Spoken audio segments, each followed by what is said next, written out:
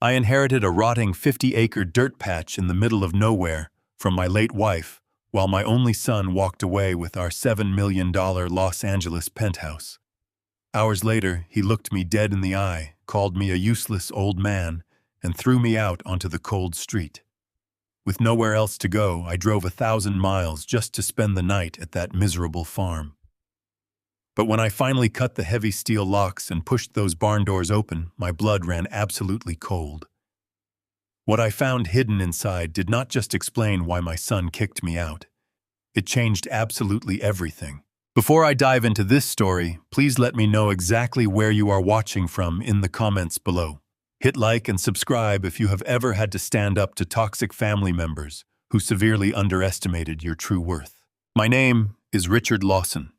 I am 70 years old, and I spent 4 decades of my long life working as a dedicated infrastructure contractor. My hands are thick with heavy calluses and faded scars, the kind you only get from endless days of pouring thick concrete, laying heavy steel, and fighting against the blazing summer heat. I worked those grueling, bone-breaking shifts for one singular reason. I wanted my only son, Cameron, to have a comfortable life I never had. I happily paid for his expensive private schools, covered his massive Ivy League tuition without a single complaint, and proudly watched him become a highly paid, ruthless investment banker in Los Angeles. I truly thought I had done my job as a good father. I thought I had built an unbreakable family legacy of deep love and mutual trust. My beautiful wife, Evelyn, was the sharpest, most intelligent person I ever knew. She worked for years as a senior corporate auditor, a brilliant woman whose mind was always 3 calculating steps ahead of everyone else in the room. We were happily married for 45 wonderful years. 5 years ago, we pooled our entire life savings, every single dime we had bled and sacrificed for, and bought a breathtaking $7 million penthouse in downtown Los Angeles. Because of some highly complex tax implications, Evelyn was actively navigating at the time we agreed to put the official deed entirely in her name. I did not hesitate for a single second. I trusted my wife with my very life. But exactly 1 month ago, Evelyn suffered a sudden massive stroke. She was completely gone before the screaming ambulance even reached the hospital doors. The sudden grief was a physical weight, a crushing, suffocating pressure that made it incredibly hard to draw a simple breath. I was entirely and completely shattered, and that is exactly how I unfortunately ended up sitting in the freezing, sterile conference room of Mitchell Thorne, a high-priced, arrogant estate lawyer in downtown Los Angeles. The massive, intimidating room smelled heavily of expensive leather polish and cold, recycled air conditioning.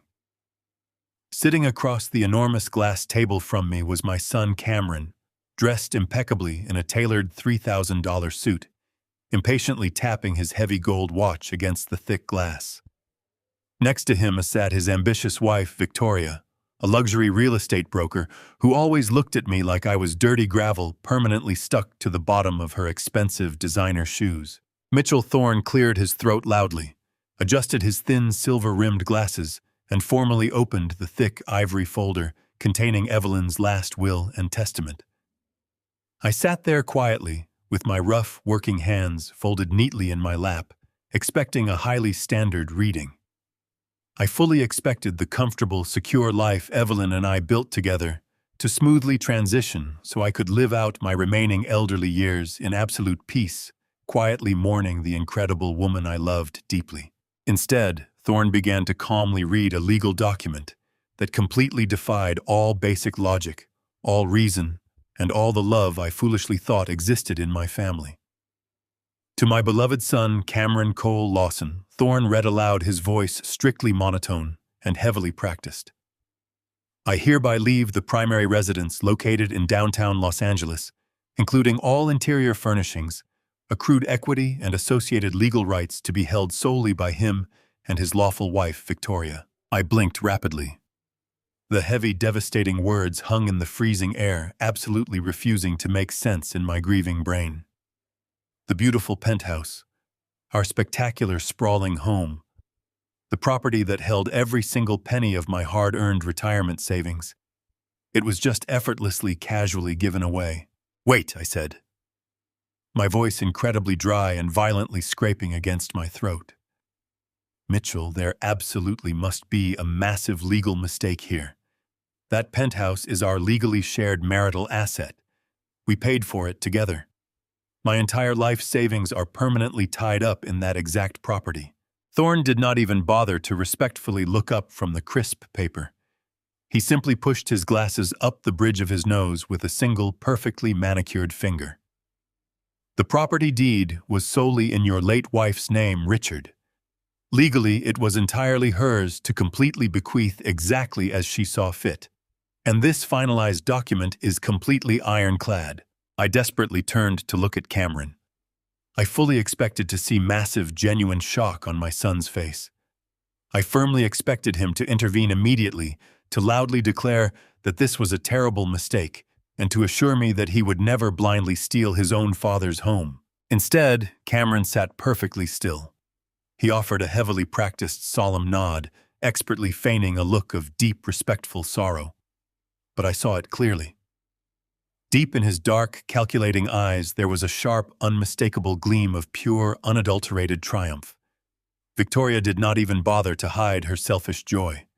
She was actively biting her lower lip to forcefully suppress a massive, victorious smirk. Thorne cleared his throat again, forcefully drawing my attention back to the total nightmare, rapidly unfolding across the long table. "The official will continues," Thorne stated coldly. "To my husband, Richard Lawson, I leave the entirety of the 50-acre agricultural parcel located in rural Idaho." I stared at him, feeling completely paralyzed. The Idaho farm. It was a barren, utterly worthless patch of dry dirt Evelyn had randomly inherited decades ago. We had not visited that abandoned, desolate property in 20 long years. It essentially consisted of a rotting wooden barn, thousands of dead weeds, and acres of absolute wasteland. It generated absolutely zero income. It held zero practical value. "That is it," I whispered quietly, my heavy chest tightening painfully, as the brutal reality of my dire situation violently crashed down on my tired shoulders. "I am left with a patch of dead dirt in Idaho. What about our shared cash accounts? What about the heavy bank savings? All liquid assets were completely funneled into the Penthouse equity late last year." Thorne replied coldly, closing the heavy folder with a sharp, definitive snap. "Evelyn's strict instructions were extremely clear, Richard. The vast estate has been executed precisely to her final wishes. There is absolutely nothing left to formally dispute today." I felt the warm blood entirely drain from my wrinkled face. I was 70 years old. I had given my entire working life to my family. I had severely broken my aging body to successfully build a fortune, and in the short span of 15 minutes, I had been legally completely stripped of absolutely everything I rightfully owned. I was completely penniless. I looked at my successful son again, pleading silently for a familial lifeline.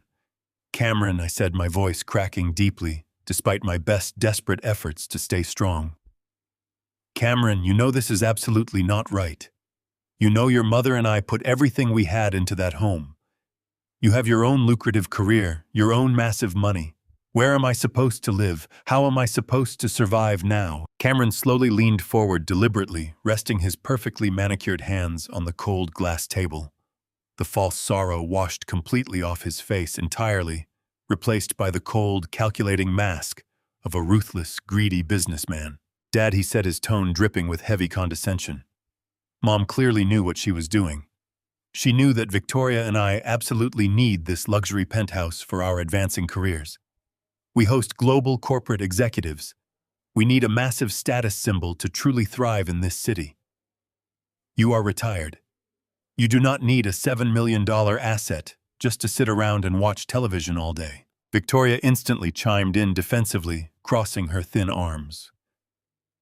"Frankly, Richard, you should be extremely grateful she left you the farm at all. You always claimed you liked the quiet country life anyway. Believe me, this is honestly for the best." They were looking at me not as a loving father, but as a minor irritating financial inconvenience that had finally been cleanly swept off the corporate ledger. They had maliciously taken everything I bled for, and they were openly convincing themselves they fully deserved it.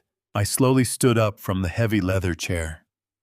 My old knees felt weak and the sterile room was spinning slightly, but I forcefully willed myself to stand tall. I looked directly at the lawyer, who was busy cowardly avoiding my gaze, and then I looked at the greedy son I had sacrificed absolutely everything for. "I will carefully pack my things today," I said quietly, hiding my rising anger. "Do not take too long," Cameron replied instantly without a single shred of hesitation. "Victoria is hosting the Apex Global team next week, and we need the guest room completely cleared out by tonight." I walked out of that hostile law office and stepped blindly into the glaring, unforgiving Los Angeles sun. The heavy city traffic roared loudly around me, thousands of people rushing by on the crowded sidewalks, completely unaware that a tired, grieving old man had just been ruthlessly buried alive by his own flesh and blood. I had no home to return to. I had zero savings to fall back on. I had absolutely nothing left to my name except a single mocking piece of paper granting me total ownership of a decaying, forgotten barn exactly 1,000 miles away. But as I walked slowly down that hot concrete sidewalk, pulling my worn coat tighter around my shoulders, the crushing, suffocating weight of grief began to mysteriously shift. The deep sorrow anchored in my chest slowly hardened into something entirely different. It was a slow, burning, undeniable realization. My late wife, Evelyn, was an absolute genius. She never made a single mistake with complex numbers, and she certainly never made a mistake regarding our shared future. Leaving me a worthless piece of abandoned dirt while handing a massive fortune to a greedy, ungrateful son simply did not make any logical sense. It went completely against 45 solid years of unwavering love and mutual trust. I knew right then and there, standing alone on that noisy street corner, I was not just a pathetic victim of a cruel, nonsensical will. I was standing directly at the edge of a massive, terrifying secret. And I swore to myself, no matter what it took, I was going to uncover the brutal truth. The drive back to the penthouse was a blur. Evelyn and I had spent our entire lives building our wealth together. The idea that she would orchestrate my financial ruin was impossible. I knew my wife. I knew her heart and her loyalty. Someone manipulated this situation, and I wanted answers. I parked my truck and took the private elevator up. The doors opened to the $7 million home I purchased with my own sweat. I stepped quietly inside the apartment, the silence broken only by a woman speaking loudly in the kitchen. It was my daughter-in-law, Victoria. She paced furiously across the marble tiles, holding her phone tightly to her ear, completely unaware that I was standing just a few feet away. I froze, paralyzed by the venom dripping from her words. "Listen to me very carefully," Victoria snapped at the person on the line. "I specifically ordered the imported caviar and premium vintage champagne for next Thursday. This is not a casual neighborhood gathering. We are hosting the top executive board from Apex Global. Do you understand the magnitude of this event? We are talking about multi-million-dollar contracts. Everything must be flawless. If the floral arrangements are slightly wilted, you are fired. This dinner is my absolute priority. I will not accept any excuses from your staff. You will deliver exactly what I paid for, or I will ruin your entire catering business." There was a brief pause as she listened to the caterer apologize. She rolled her eyes impatiently and sighed a heavy breath. "Just fix it," she demanded coldly, and ended the call with a sharp tap on her screen. Cameron walked into the kitchen, loosening his silk tie and pouring a glass of sparkling water. He looked completely relaxed, as if he had not just legally robbed his own father of his entire life savings mere hours ago. "Are the caterers giving you trouble again?" Cameron asked, casually, leaning against the massive granite island. Victoria slammed her phone onto the pristine counter. "They are utterly incompetent," she hissed aggressively. "But the catering is the least of my immediate concerns right now, Cameron. We have an incredibly massive problem sitting right here in this apartment. We have exactly 6 days until the Apex Global executives arrive to sign the expansion deal. I am not hosting the most important corporate event of my career with your depressed, useless old man of a father stinking up the living room. I felt a sudden pain violently twist inside my chest. The sheer cruelty of her words was a physical blow. I had welcomed Victoria into our family with open arms. I paid for her lavish destination wedding. I constantly treated her like my own flesh and blood. And now she was casually discussing my complete removal, like I was an expired piece of cheap furniture, ruining her perfectly curated aesthetic. Cameron did not flinch. He simply took a slow sip of his water and nodded calmly. I know, Victoria. I know. We will handle it today. Handle it today, she demanded, her voice rising in sheer frustration. Cameron, you need to get him out of here tonight. I do not care where he goes. He can go to a cheap motel. He can sleep in that broken-down truck of his. He can live on that pathetic dirt farm your mother left him for all I care. But he is not staying in my house another night. He wanders around, looking like a pathetic ghost, sighing and crying over Evelyn, and it is completely ruining my vibe. I need this space professionally sanitized by tomorrow morning. I had heard enough. The simmering rage that had been building inside my chest since the lawyer's office finally boiled completely over. I stepped out of the dark hallway and walked directly into the bright kitchen. You do not have to worry about sanitizing the space, Victoria. I said, my voice steady, dangerously calm, and echoing loudly in the large room. I will gladly save you the trouble of calling the cleaners. Victoria gasped loudly, instantly taking a frightened step backward. Her manicured hand flew up to cover her mouth, clearly shocked that she had been caught openly. But Cameron did not look surprised. He did not look ashamed. He slowly set his glass down on the counter and turned to face me. The mask of the grieving son vanished, totally replaced by a cold, unfamiliar arrogance that chilled me right down to my bones. You were eavesdropping on us, Dad, Cameron asked, raising one eyebrow with mock disappointment. That is incredibly rude and highly inappropriate. Rude. I repeated, genuinely astounded by his unbelievable audacity. You steal my entire home, you strip away every single dollar of my hard-earned retirement, and you have the nerve to call me rude for hearing your wife scheme to throw me out onto the street, Imran. I built this life. I paid for this very floor you are standing on. You are my son. How could you possibly do this to me? Cameron sighed, a deep, patronizing sound that a tired teacher might use with a frustrating student. Dad, you really need to stop being so melodramatic. Nobody stole anything from you. Mom made a legal, rational decision based on the actual reality of our family situation. She knew you were entirely past your prime.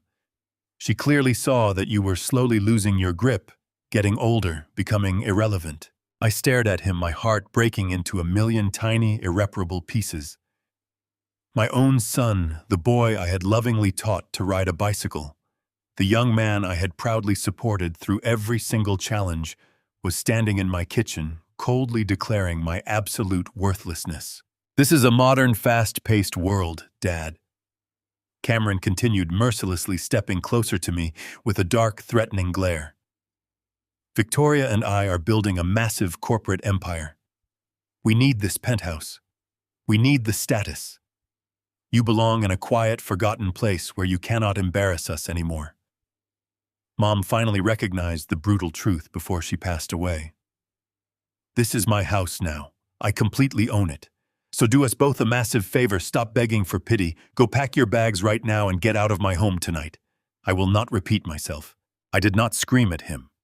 I did not violently attack him, though every single muscle in my tired body violently urged me to do so. Instead, I simply turned my back on the stranger who used to be my son. I walked slowly down the long, shadowed hallway, entered the empty guest room, and methodically packed my few remaining clothes and personal items into two small, heavily worn suitcases. I left the penthouse keys sitting on the bedside table. As I walked out of that luxurious $7 million apartment, for the very last time the heavy front door slammed shut firmly behind me. I was entirely alone in the massive city, completely homeless and utterly destroyed. But as the cold night air hit my face, my deep sorrow slowly transformed into a burning, unstoppable determination.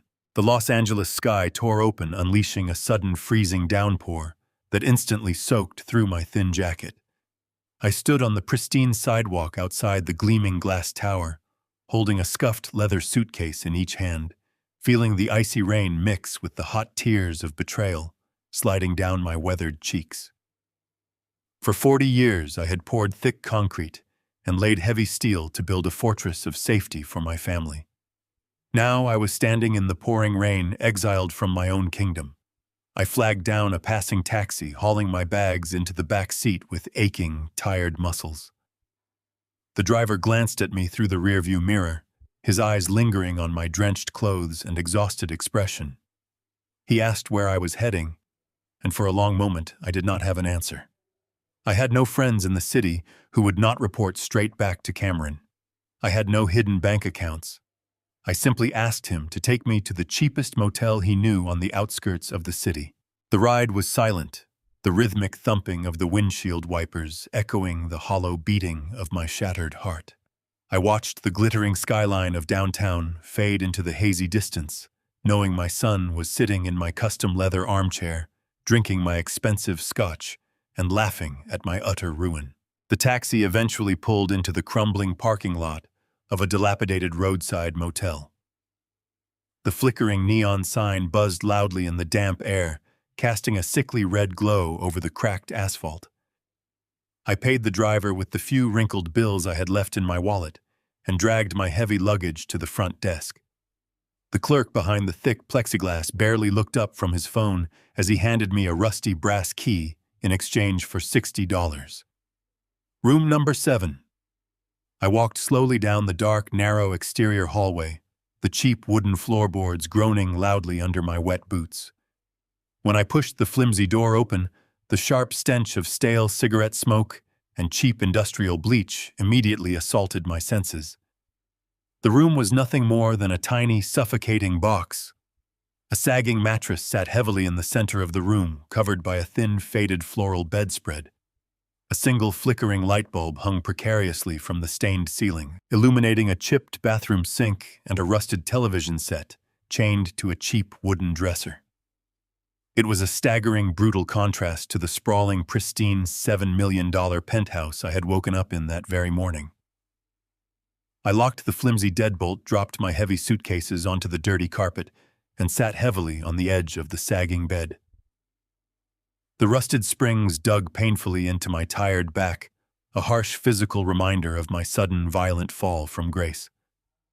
I buried my face in my rough, calloused hands, allowing the sheer magnitude of my humiliation to wash over me. The physical toll of my advancing age and the biting cold of my wet clothes were absolutely nothing compared to the deep, agonizing pain tearing through my chest. I had been discarded like a piece of useless trash.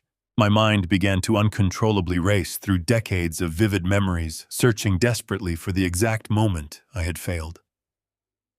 I thought about the endless, grueling double shifts I worked during the scorching summers, sacrificing my own health just to afford Cameron's elite private school tuitions.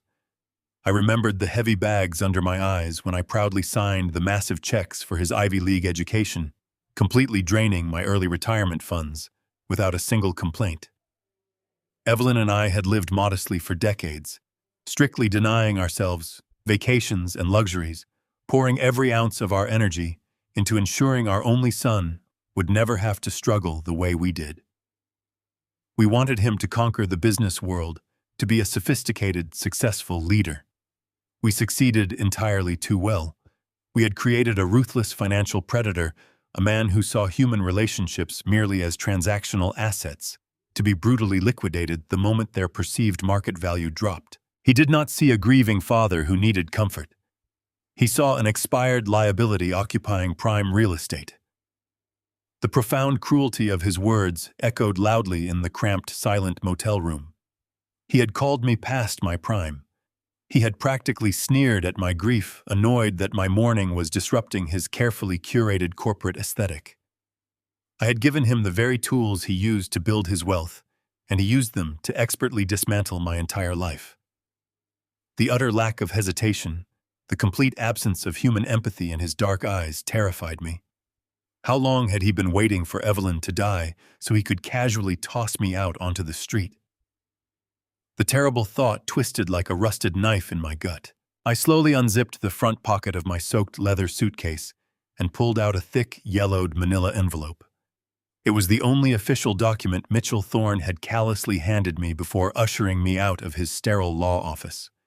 I carefully opened the fragile flap and slid the dusty papers onto the faded bedspread.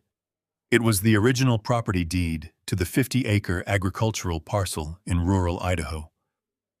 I stared intently at the faded black ink, tracing Evelyn's elegant, familiar signature at the bottom of the page. My heart ached painfully at the sight of her handwriting. Evelyn was a fiercely intelligent, incredibly meticulous woman. During her long career as a senior corporate auditor, she never left a single detail to chance. She analyzed data with microscopic precision, constantly uncovering hidden value where others saw absolutely nothing. Why would a woman with such a brilliant, calculating mind intentionally leave her devoted husband a completely worthless patch of barren dirt? Why would she leave me utterly destitute while handing a massive unearned fortune to a son she knew was deeply driven by sheer greed? It simply defied all logical reasoning. I gently ran my calloused thumb over the rough parchment, feeling a strange, undeniable surge of raw energy replacing my crushing despair. Evelyn had not abandoned me. She had not succumbed to a moment of sudden financial insanity. She was communicating with me the only way she knew how. She had left me a complex, hidden puzzle, a final brilliant maneuver designed to expose a terrible truth. I looked around the miserable, damp motel room, and a cold, hard smile slowly formed on my tired face. My son foolishly believed he had decisively won the war by effortlessly kicking a helpless old man to the curb. He severely underestimated the quiet strength of the man who built his entire foundation. I carefully folded the fragile deed, smoothing out the deep creases with immense respect. I firmly tucked it safely into the dry inner pocket of my warm jacket, standing up from the miserable, sagging bed with newfound absolute clarity. I was no longer a victim blindly mourning a sudden loss. I was a man actively preparing to wage an absolute war to fiercely protect his beloved, brilliant wife's legacy. The morning light crept through the thin, stained curtains of the cheap motel room, casting a sickly yellow hue across the threadbare carpet. I had not slept a single wink. I spent the entire night sitting rigidly on the edge of that sagging mattress, my mind racing through decades of shared history with Evelyn. Every conversation, every shared glance, every financial decision we had ever made together played repeatedly in my exhausted brain. When the digital clock on the battered nightstand flashed exactly 7 o'clock, the jarring synthetic ringtone of my cellular phone violently shattered the heavy silence. I glanced down at the cracked screen. The caller identification displayed Cameron's name in bold letters. For a brief, fleeting moment, a foolish spark of parental hope flared in my chest. I thought perhaps the cold reality of the morning had finally reached his conscience. I thought maybe he was calling to genuinely apologize, to beg for my forgiveness, and to ask his elderly father to come back home where I rightfully belonged. I took a slow, deep breath, steadying my trembling hands, and answered the call. Dad, Cameron said, his voice flowing out of the small speaker with the polished, effortless smoothness of a seasoned investment banker closing a multi-million-dollar deal. Listen. I am just calling to check in on you. I want to make absolutely sure you found a safe place to stay last night. The sudden rain was quite heavy, and Victoria and I were actually getting a bit worried about you navigating those slick city roads all by yourself. The sheer audacity of his opening statement nearly took my breath away. He was speaking to me with the casual, polite distance of a wealthy patron addressing a slightly inconvenient charity case. There was absolutely zero remorse in his tone. There was no shaking guilt and no desperate plea for reconciliation. There was only that slick, impenetrable wall of corporate charm he used to manipulate his wealthy clients. I found a room, Hemron, I replied slowly. forcing my voice to remain perfectly neutral, perfectly calm. I am currently sitting in a roadside motel that charges by the hour. It is quite the massive downgrade from the spectacular $7 million penthouse your mother and I purchased with my life savings. Cameron let out a long, heavily practiced sigh. It was the exact sound a patient professional makes when dealing with an exceptionally stubborn child. "Dad, please," he murmured smoothly. "Let us not go down this dark, bitter road again. You are extremely upset, and I completely understand that raw emotion. Grief makes us all say and do irrational things, but you really need to look at this entire situation objectively, without all the heavy emotional baggage clouding your judgment." Objectively, I asked, gripping the plastic phone so tightly my knuckles turned completely white. "You threw me out onto the street just weeks after your mother died. How exactly should I look at that brutal fact objectively? Because you are entirely missing the bigger picture," Dad Cameron countered smoothly, his tone lowering into a confidential, persuasive cadence.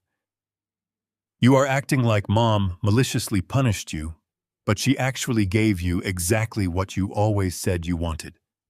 Think about it carefully. For the last 5 years, you have constantly complained about the relentless noise of the city. You hated the endless traffic. You despised the superficial social events Victoria and I frequently hosted.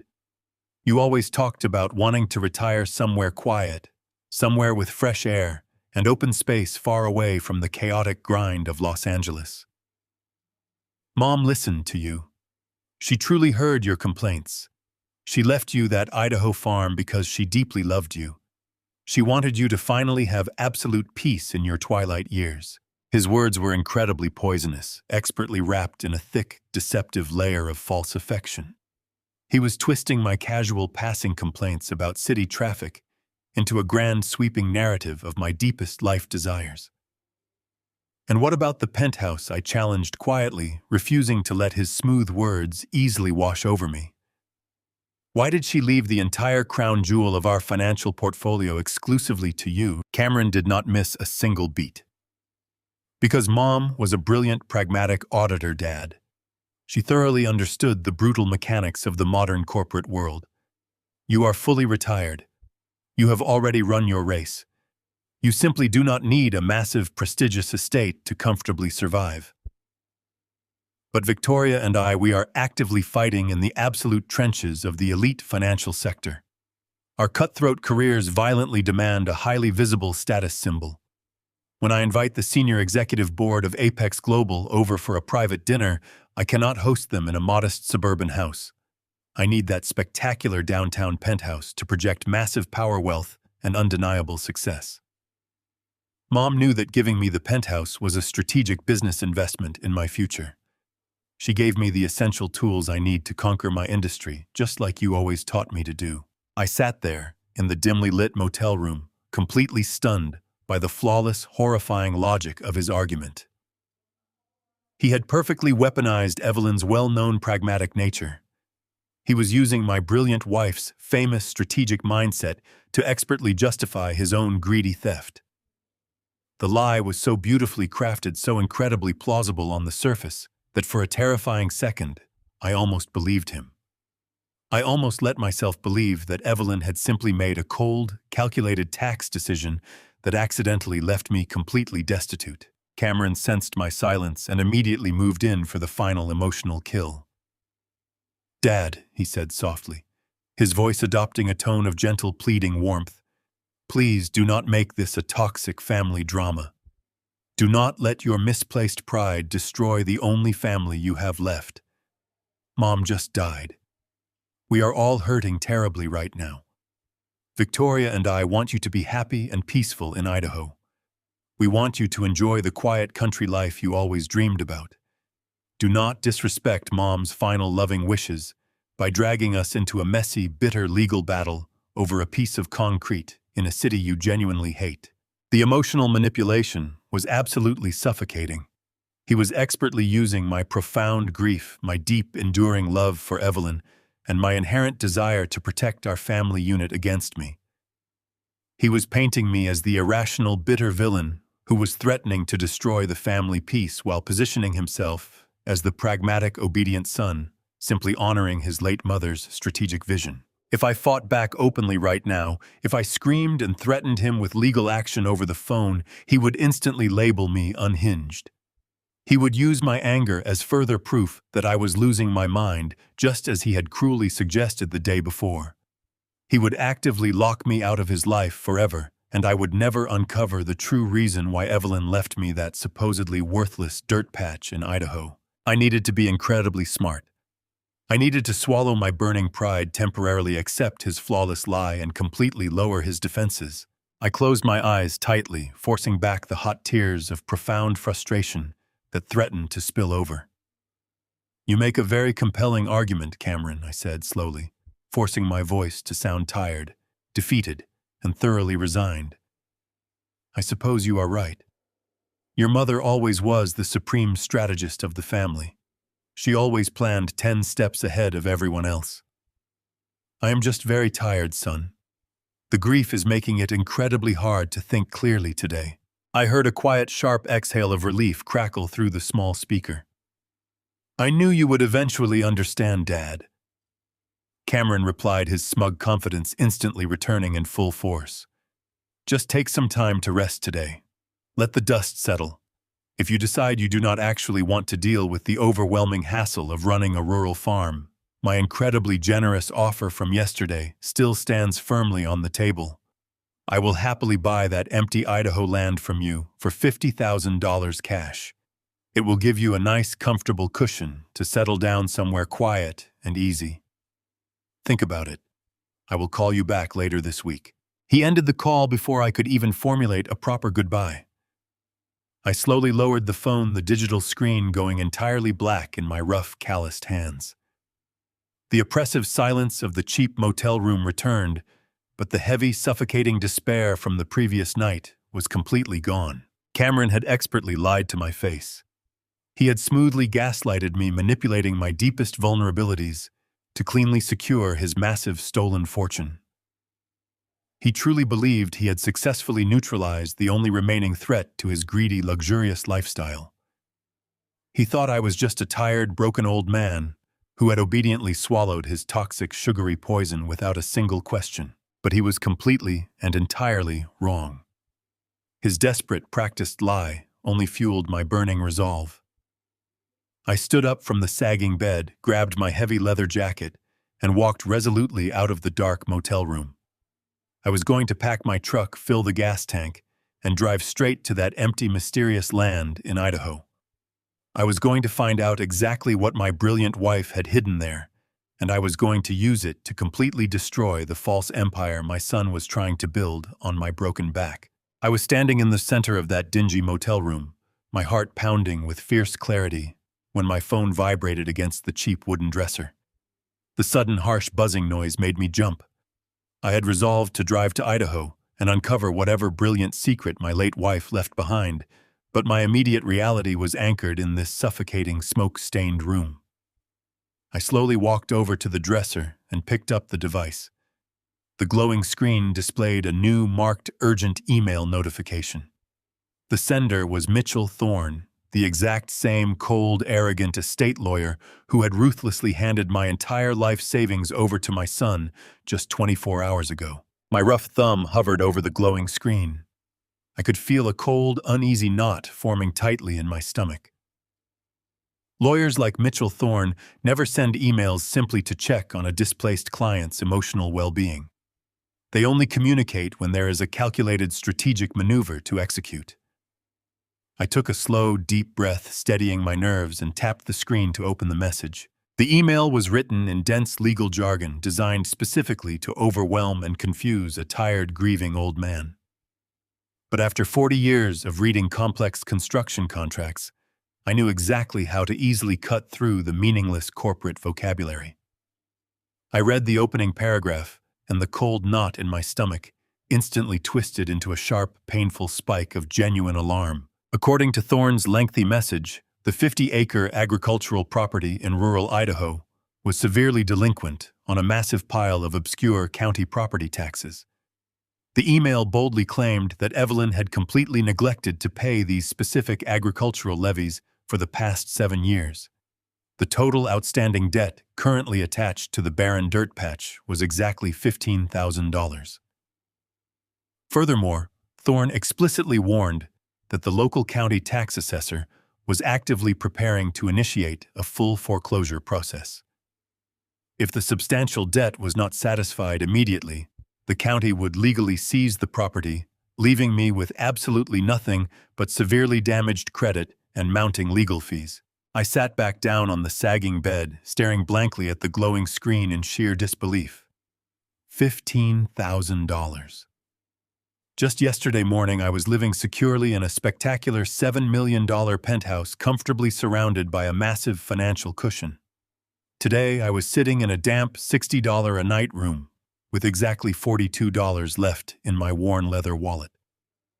I did not have 15,000 cents to my name, let alone $15,000. The sheer terror of sudden crushing debt threatened to completely drown the fragile sense of determination I had just managed to build. I felt a cold sweat break out across my wrinkled forehead. How could Evelyn, a meticulous, brilliant auditor, who meticulously tracked every single penny we ever spent, simply forget to pay the taxes on a property she legally owned?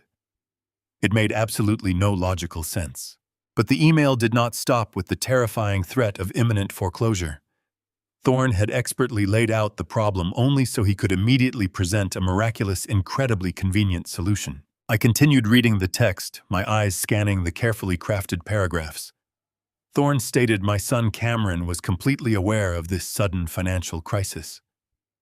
According to the lawyer, Cameron was deeply concerned about my fragile emotional state and my current lack of liquid assets. He did not want to see his grieving father dragged through a humiliating public county foreclosure process. Therefore, out of the pure, boundless goodness of his heart, Cameron had authorized Thorne to extend an incredibly generous one-time offer to completely rescue me from this terrible burden. Cameron was officially offering to purchase the desolate Idaho farm directly from me for exactly $50,000 in cold, hard cash. The email smoothly broke down the deceptive math. Cameron would take $15,000 from that total purchase price and immediately pay off the aggressive county tax collectors, instantly clearing the threatening debt. The remaining $35,000 would be wired directly into my empty bank account within 2 hours of signing the transfer deed. Thorne added a deeply condescending personal note at the bottom of the long message. He cheerfully suggested that $35,000 would be more than enough cash for me to comfortably secure a quiet room in a modest, respectable, assisted living community outside of Los Angeles. He claimed it would give me the peaceful, entirely stress-free retirement that Evelyn had always desperately wanted for me. I read those insulting, patronizing words 3 times over, feeling my blood pressure rise to a dangerous boiling level. They were treating me like an incompetent, helpless child. They were attempting to expertly mask a hostile real estate takeover as an act of profound, filial charity.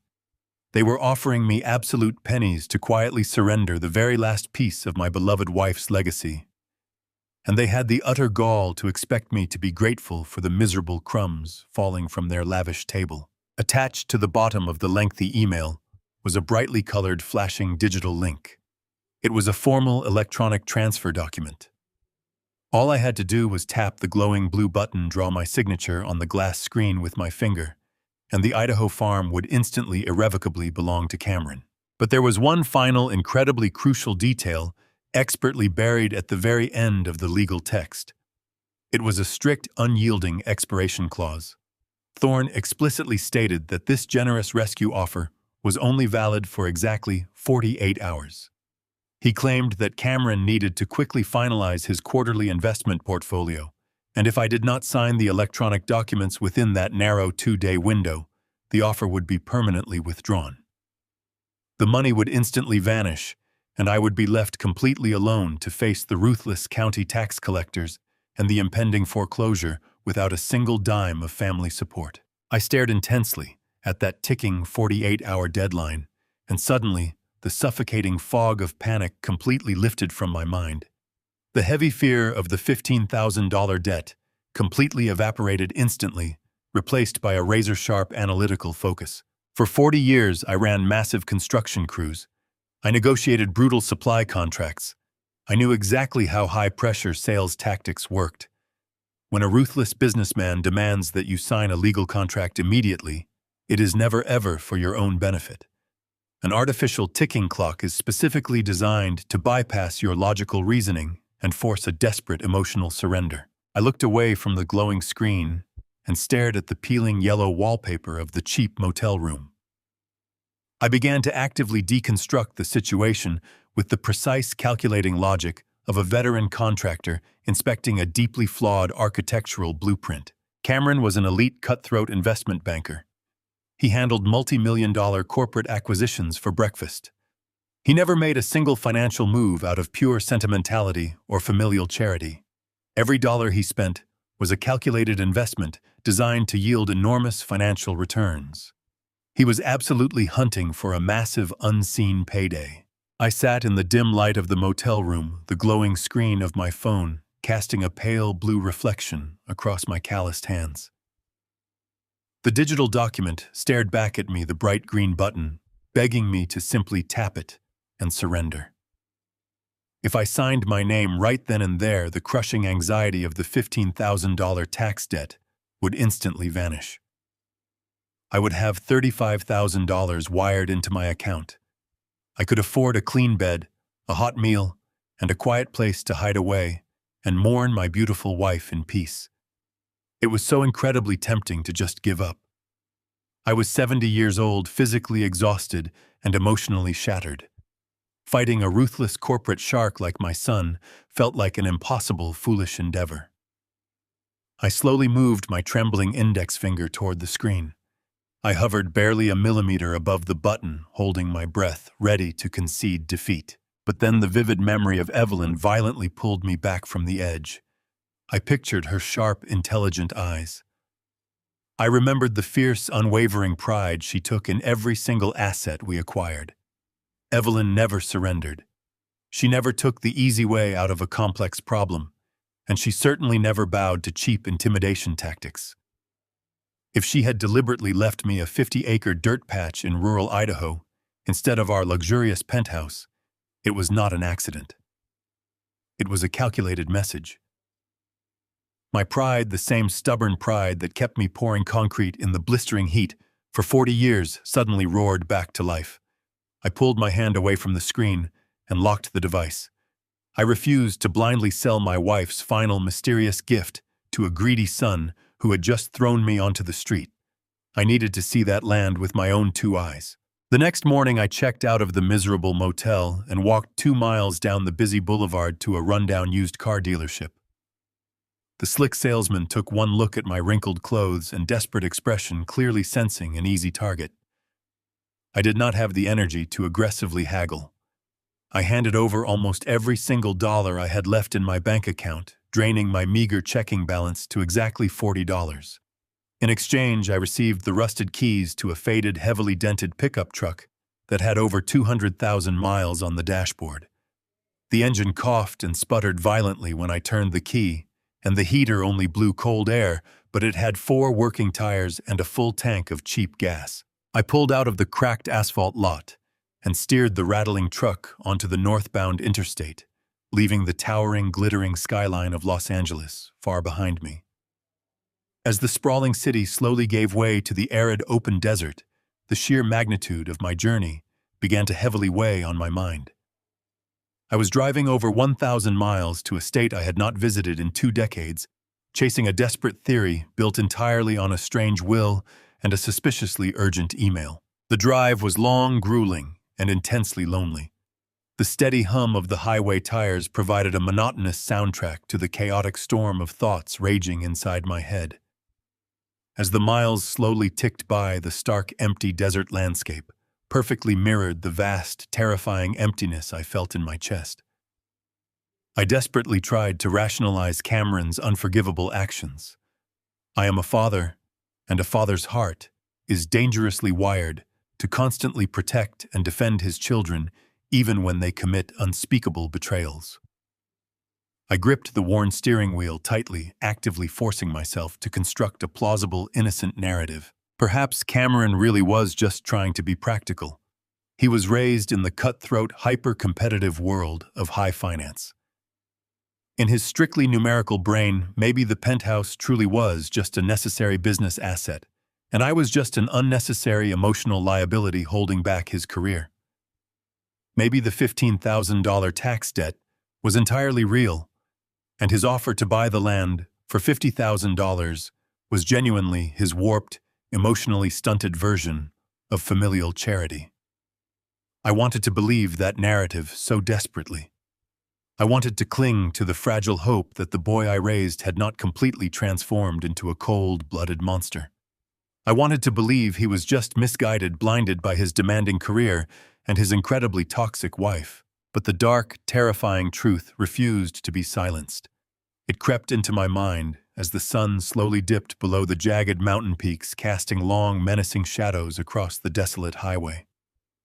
If the land was truly worthless, Cameron would have completely ignored it. He would have let the county officially foreclose on the property and simply allowed me to deal with the messy financial fallout alone. Instead, he had explicitly instructed his expensive corporate lawyer to draft an urgent high-pressure transfer deed within 24 hours of my brutal eviction. He had explicitly attached a strict 48-hour deadline to force a panicked, blind signature. That was not charity. That was a highly calculated, aggressive corporate acquisition strategy. My own son was actively treating me like a vulnerable, distressed competitor. He was intentionally trying to ruin me, quietly isolating me from my rightful wealth, so he could quietly sweep in and steal whatever hidden value Evelyn had buried in the Idaho dirt. The realization made my stomach churn with a sickening mixture of profound sadness and boiling anger. I spent the second night of the journey sleeping uncomfortably in the cramped cab of the truck, parked shivering at a deserted truck stop near the Nevada border. The freezing night air seeped through the cracked window seals, chilling my aching joints. I pulled my thin jacket tighter around my chest, staring blankly at the frost forming on the windshield, gathering every ounce of remaining strength for the final leg of the trip. By the time I crossed the state line into rural Idaho the following afternoon, my body was entirely exhausted, but my mind was sharper than it had been in years. I navigated the familiar winding country roads, from memory, the vibrant green pines and sprawling fields standing in stark contrast to the concrete jungle I had just escaped. The smooth, newly paved main highway eventually transitioned into a rough, heavily rutted dirt road that shook the old truck violently. I was driving deep into the isolated, totally forgotten territory of the remote county, far away from any neighboring farms or bustling small towns. Finally, the very dense tree line broke, revealing the sprawling property in the hazy distance. I gently slowed the rattling truck to a cautious crawl, my tired heart pounding aggressively against my ribs. I had traveled 1,000 agonizing miles, battled crippling despair, and faced the darkest, most terrifying truths about my only child. I gripped the worn steering wheel, took a long, steadying breath, and mentally prepared myself to confront whatever brilliant, earth-shattering secret my brave wife had left waiting for me, hidden somewhere deep in the empty wasteland. I turned off the sputtering engine of the rusted pickup truck and sat in the profound silence of the remote Idaho countryside. Through the cracked, bug-splattered windshield, I stared intently at the 50-acre property that had entirely consumed my thoughts for the past 48 hours. At first glance, the sprawling parcel looked exactly like the utterly worthless, abandoned dirt patch Cameron and his slick corporate lawyer had ruthlessly described. A vast, depressing sea of dead, brittle weeds stretched out toward the distant tree line, swaying slightly in the biting afternoon wind. A few sections of rusted barbed wire hung limply from rotting wooden fence posts. In the dead center of the desolate property stood a massive, dilapidated barn. The weathered gray siding was peeling terribly. The heavy wooden doors appeared to be sagging on their rusted iron hinges, and the corrugated metal roof was deeply stained with decades of dark brown oxidation. It was the absolute picture of rural decay. It looked like a forgotten relic of a bygone era, a useless financial burden slowly sinking back into the cold, uncaring earth. A sharp, painful wave of doubt temporarily washed over my tired mind. I unbuckled my seatbelt, my joints popping loudly in protest, and pushed open the heavy metal door of the truck. My worn boots crunched loudly against the loose gravel as I stepped out into the freezing, biting wind. I pulled my thin jacket tightly around my chest, shivering as I looked across the barren expanse. Had I made a massive, foolish mistake? Had I let my wounded pride and my desperate, lingering grief completely cloud my logical judgment? Cameron was a ruthless predator, but he was also a highly calculating financial expert. Perhaps he really was just trying to quietly buy a toxic, heavily taxed liability off my hands to preserve the family wealth. Perhaps Evelyn had simply held on to this useless parcel out of a misguided sense of rural nostalgia, entirely forgetting the mounting county tax obligations as her health rapidly failed. I took a slow, heavy breath, feeling the crushing weight of 1,000 miles of driving settling deep into my bones. I was a homeless, exhausted 70-year-old man standing in the middle of nowhere, chasing ghosts and clinging desperately to a wild, impossible theory. I shoved my calloused hands deep into my jacket pockets and began to slowly walk down the long, winding dirt road that led directly toward the crumbling barn. I wanted to simply touch the rough, weathered wood of the structure, to silently say a final proper goodbye to my brilliant wife, and then drive away to find a quiet place to surrender. But as I walked, my eyes instinctively began to scan the ground beneath my feet. I am not a wealthy investment banker. I am not a sharp corporate lawyer. I am a master contractor. For over 4 decades, I poured foundation concrete, laid heavy commercial steel, and managed massive, complex construction sites. I know exactly how to read a physical landscape. I know how to look past the deceptive, superficial surface of a property and instantly identify the complex mechanical bones buried underneath. My worn boots suddenly stopped moving. I stood perfectly still, my eyes locked on the damp, packed earth of the driveway. The thick fog of exhaustion instantly vanished from my brain, completely replaced by a sharp, surging rush of pure adrenaline. The wide dirt road leading to the abandoned barn was heavily rutted. But these were not the shallow, narrow tracks of an old farm tractor or a casual pickup truck. I knelt down on the cold ground, running my rough fingers along the deep, precise impressions carved violently into the packed mud. These were massive, incredibly distinct dual wheel tracks. I recognized the heavy, aggressive tread pattern immediately. They belonged to a commercial 18-wheeler. Furthermore, the deep ruts were not isolated or old. The heavy tracks crisscrossed and overlapped in complex repeating patterns, clearly indicating a constant high-volume flow of massive commercial traffic. I carefully examined the sheer depth of the muddy impressions.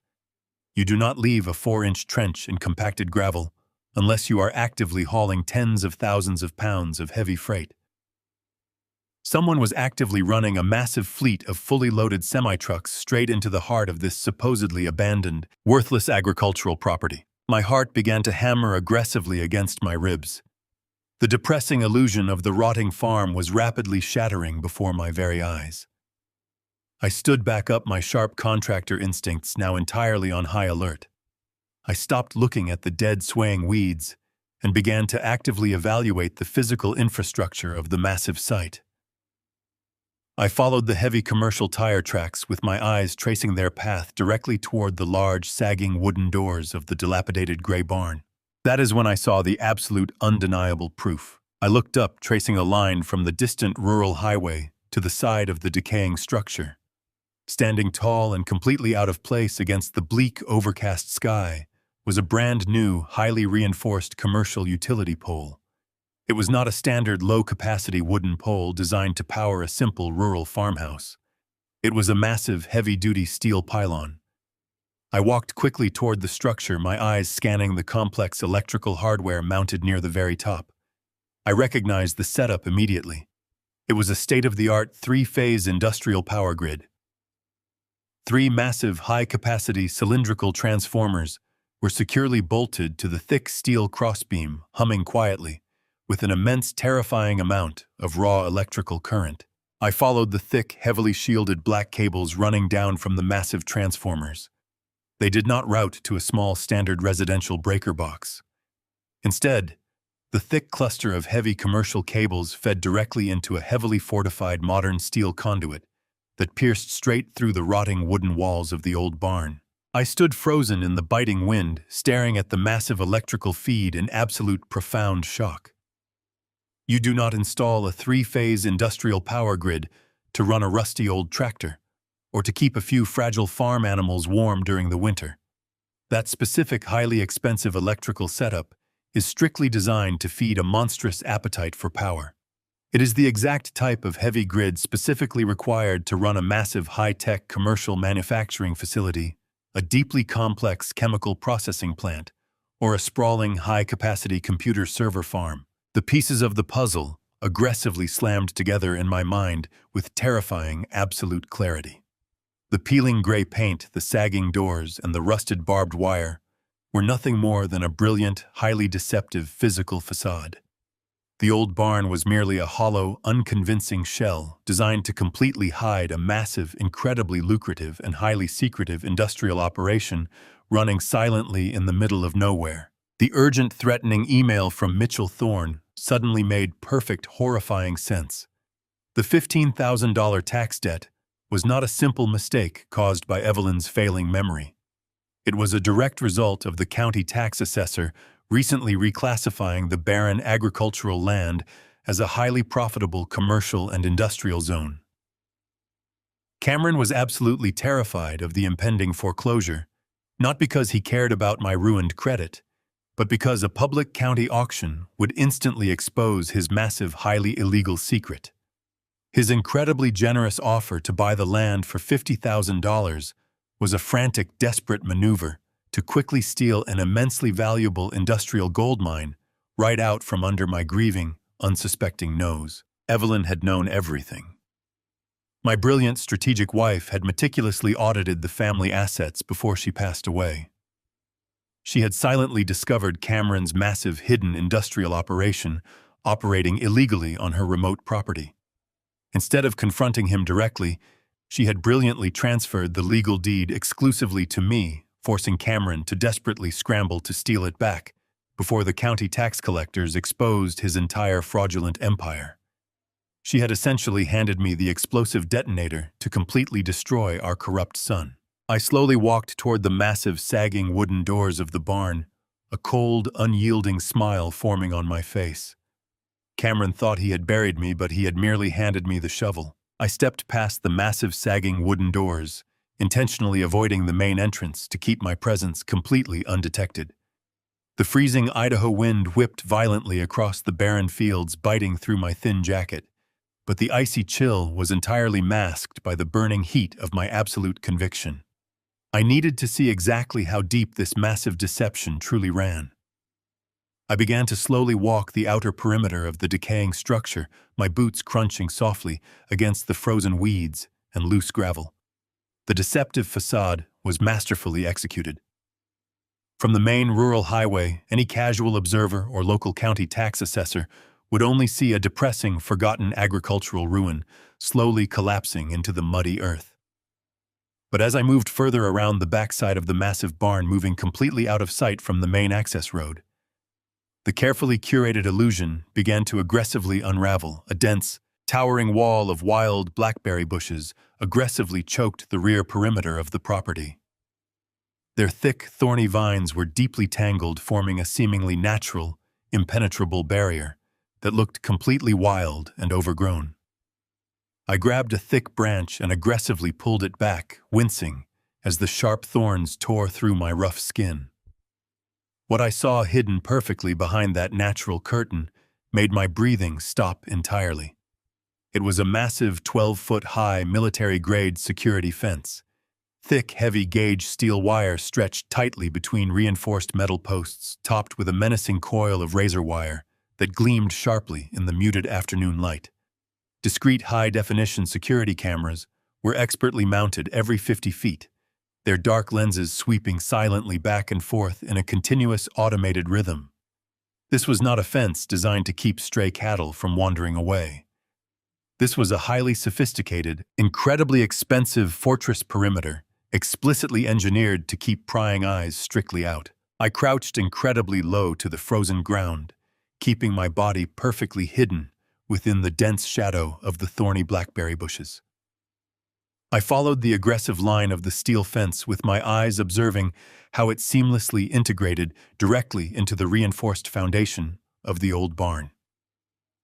My experienced contractor instincts were practically screaming at me as I carefully inspected the ground just a few feet away from the heavy steel mesh. The earth had been recently and aggressively excavated. A massive sprawling concrete slab was poured perfectly flush with the frozen dirt. I stared at the smooth, flawless surface of the heavy concrete, my analytical mind instantly calculating the massive load, bearing specifications required for such a structure. This was not a simple poured patio. It was a high-strength industrial-grade foundation pad, reinforced with thick steel rebar, designed explicitly to support an astronomical amount of physical weight. The edges of the fresh concrete were perfectly chamfered, and thick, heavy-duty ventilation pipes protruded aggressively from the hardened surface running straight down into the subterranean darkness beneath the barn. They were actively pulling an immense amount of fresh air into a massive underground facility. Cameron had not just repurposed a rotting agricultural barn. He had secretly excavated an incredibly massive multi-million-dollar subterranean complex right under the barren Idaho soil. My brilliant wife had legally gifted me an absolute goldmine, a highly illegal corporate fortress that my treacherous son was actively terrified of losing. As I remained perfectly still in the freezing brush, meticulously analyzing the vast ventilation system, a sudden violent vibration against my chest nearly made me jump out of my skin. My cellular phone was aggressively buzzing deep inside the inner pocket of my warm jacket. I pulled the device out, the bright screen illuminating my calloused hands in the dimming afternoon light. It was Cameron. The digital clock on the cracked screen indicated it was barely 3 o'clock in Los Angeles. The 48-hour deadline he had so arrogantly established was not even remotely close to expiring. I took a slow, highly calculated breath, calming the rapid hammering of my anxious heart. I pressed the green button and raised the phone to my ear, remaining absolutely silent, letting the heavy howling Idaho wind whisper faintly into the microphone. Dad Cameron practically shouted into the phone, his voice completely devoid of the smooth, arrogant investment banker polish he had so expertly wielded just yesterday morning. His breathing was rapid, shallow, and incredibly erratic. He sounded like a man who was actively suffocating under an immense, crushing weight. "Are you there, Dad? Please tell me you are listening to me right now." "I am here, Cameron," I replied slowly. My voice remarkably steady, carrying the quiet, dangerous calm of a seasoned veteran contractor standing firmly on his own solid ground. "Listen to me." Cameron stammered quickly, completely ignoring any basic pretense of simple familial courtesy. "I was just reviewing the tax documents Mitchell Thorne sent over yesterday. I noticed you have not signed the digital transfer forms yet. The county tax assessor is moving incredibly fast, Dad. They are aggressively threatening to lock down the property by tomorrow morning. You are running completely out of time. Have you checked your email? Are you near a computer? You can easily sign the document directly on your cellular phone. It takes exactly 5 seconds. Just press the glowing button." I shifted my weight on the frozen ground, staring directly at the massive spinning exhaust fans protruding from the fresh industrial concrete. "I am reviewing the terms of your generous offer, Cameron," I stated simply, allowing the heavy silence to completely stretch out across the digital connection.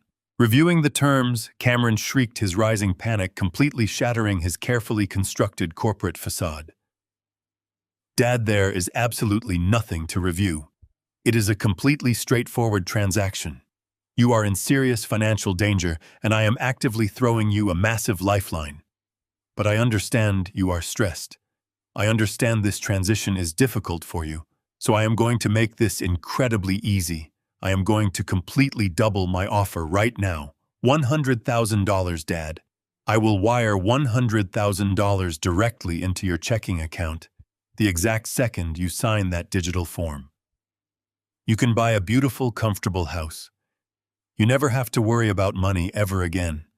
Just open the email and sign the document. Please, Dad, you have to sign it right this second. I remained absolutely silent, listening to the pathetic, heavy breathing of my desperate son echoing through the small speaker. Why the sudden, incredibly massive panic? Why was a wealthy investment banker aggressively sweating through the phone, acting incredibly desperate to massively overpay for a supposedly dead, worthless agricultural farm? My initial gut feeling rapidly morphed into absolute, undeniable certainty. I was actively being played, and Cameron knew his dark, illegal empire was completely vulnerable. He was absolutely terrified because I currently held the exact legal key to his total destruction. I will think about your revised offer, Cameron, I answered coldly. I will strictly call you back when I make a final decision. I immediately ended the call, shutting the phone off to cut off his frantic screaming. I smiled softly in the biting, freezing wind. I tucked the cellular phone back into the deep pocket of my heavy jacket, the frantic, desperate echo of Cameron's voice still ringing sharply in my ears. The freezing Idaho wind whipped violently against my weathered face, tearing through the thin fabric of my clothes, but I barely felt the biting cold. My mind was consumed by the humming electrical transformers mounted on that reinforced industrial pole and the freshly poured concrete foundation hidden beneath the dense blackberry bushes. I turned my back on the heavily fortified, deceptive barn and walked steadily down the deeply rutted dirt road toward my rusted pickup truck. I climbed heavily into the freezing cab and slammed the heavy metal door shut instantly, cutting off the howling wind. The silence inside the vehicle was profound, heavy, with the immense weight of my newly discovered reality. I reached over to the cracked passenger seat and unzipped my worn, scuffed leather suitcase. Hidden beneath a pile of wrinkled, damp clothes was Evelyn's old tablet. It was a sleek silver device she had used meticulously during her final painful months. After she passed away, Cameron had dismissively told me to throw it into the garbage, arrogantly claiming it was an outdated model filled with corrupted junk files. I had kept it purely out of raw, sentimental attachment to my beautiful wife. Now staring intently at the cold black glass screen, I realized it was likely the most incredibly valuable object I possessed in this entire world. I pulled a tangled charging cable and a heavy portable battery pack from the cluttered glove compartment. I plugged the cable firmly into the device, praying silently that the freezing temperatures had not completely destroyed the fragile internal battery. After a few agonizing, breathless minutes, a crisp, bright white logo finally illuminated the dark, freezing cab. The glowing lock screen appeared, demanding a strict 6-digit numeric passcode. Evelyn was a senior corporate auditor. She never used simple, easily guessed numbers like birth dates or common wedding anniversaries. Her brilliant mind worked in complex, highly secure patterns. I closed my tired eyes, leaning my heavy head back against the worn headrest, desperately trying to channel her pragmatic, calculating thinking. I slowly typed in the street address of our very first apartment. Incorrect. I tried the exact date she proudly received her senior partnership promotion at the firm. Incorrect. The device flashed a harsh warning, strictly stating that I only had a few precious attempts remaining before it would automatically erase all internal data.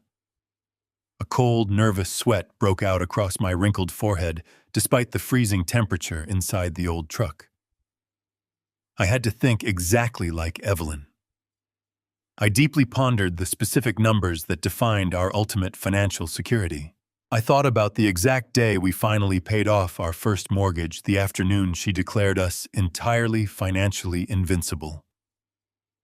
I carefully typed in the exact numerical sequence of that massive final bank transfer. The screen instantly flashed green, and the tablet unlocked with a soft, satisfying click. I exhaled a long, incredibly shaky breath, my rough hands trembling slightly, as I began to navigate through her meticulously organized digital files. Everything was perfectly categorized by fiscal year, by specific asset class, and by complex tax liability. But I was not looking for our standard joint bank accounts. I was actively hunting for the hidden explosive truth she had specifically left behind for me to uncover. I spent 30 minutes scrolling through countless spreadsheets and mundane financial reports. I was just beginning to feel a creeping sense of defeat when I finally noticed a strange, undeniable discrepancy in the system's storage capacity. The tablet claimed the internal memory was nearly full, but the visible files only accounted for a tiny, insignificant fraction of the total digital space. Evelyn had brilliantly created a partitioned, hidden digital drive. I navigated carefully to the advanced system settings, my calloused fingers clumsily tapping the smooth glass.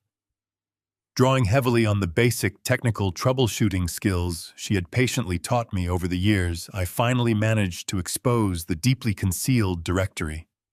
A single heavily encrypted folder magically appeared on the center of the screen. The title was written in bold, highly urgent letters. Project Titan, do not share. My tired heart slammed violently against my ribs. This was it. This was the exact reason Cameron was aggressively sweating through the phone, desperately trying to bribe me with $100,000 in cold cash. I quickly tapped the yellow folder, hoping to instantly access the vital contents, but a harsh, bright red prompt instantly blocked my path. The internal files were completely locked behind a secondary military-grade encryption firewall. I could see the descriptive titles of the individual documents. There were complex architectural blueprints, high-density industrial energy consumption charts, and extensive offshore banking transfer logs, but I could not open a single one of them. Burning frustration boiled heavy in my chest. I had the ultimate weapon right in my calloused hands, but the digital trigger was completely jammed. I refused to be defeated by a simple computer program. If I could not directly read the actual documents, I could at least thoroughly analyze the digital footprints they left behind. I opened the detailed file properties menu, bringing up the extensive metadata logs for the entire Project Titan folder. Evelyn had tracked every digital interaction on the device. As I slowly scrolled through the dense lines of secure access history, a terrifying, undeniable pattern immediately emerged. The locked files had been repeatedly accessed over the past 3 weeks, long after Evelyn passed away. Someone else had been desperately trying to crack this exact same encryption firewall. I traced the external internet protocol address logged permanently in the security history. It did not belong to Cameron's downtown financial firm. I quickly cross-referenced the numerical sequence with a public digital registry on the internet. The address belonged directly to the private, highly secure network servers of Mitchell Thorne. The arrogant estate lawyer who evicted me was actively colluding with my son. They had discovered Evelyn's hidden directory during the standard probate process and quickly realized she possessed the complete, undeniable proof of their massive, highly illegal industrial operation. They were utterly terrified because Evelyn had brilliantly transferred the physical property deed directly to me before they could successfully hack her encrypted files and permanently destroy the damning evidence. She did not leave me a worthless dying farm. She left me an incredibly complex, multi-million-dollar puzzle, and Cameron was aggressively trying to steal the remaining pieces before I could put them all together.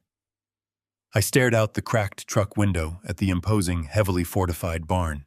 The entire narrative was now perfectly and completely clear. My brilliant, beautiful wife had spent her final painful days quietly building an absolute, inescapable trap for our corrupt, greedy son. She trusted my strength to survive the initial betrayal and my instincts to travel here and uncover the truth. I placed the tablet back into my suitcase, a profound sense of purpose entirely replacing my grief. The real war had officially begun, and I was holding the winning hand. I sat in the freezing cab of the truck for a long moment, letting the profound weight of my discovery settle deep into my bones. The complex digital encryption on Evelyn's tablet had confirmed everything my contractor instincts had screamed. Cameron and Mitchell Thorne were actively conspiring to steal a massive, highly illegal industrial operation right out from under me. They thought they had successfully backed me into an inescapable corner with their urgent, high-pressure 48-hour deadline. They foolishly believed my grief and my advancing age made me an easy target. But I had spent 4 grueling decades negotiating with the most ruthless, deceptive developers in Los Angeles. I knew exactly how to dismantle a hostile takeover.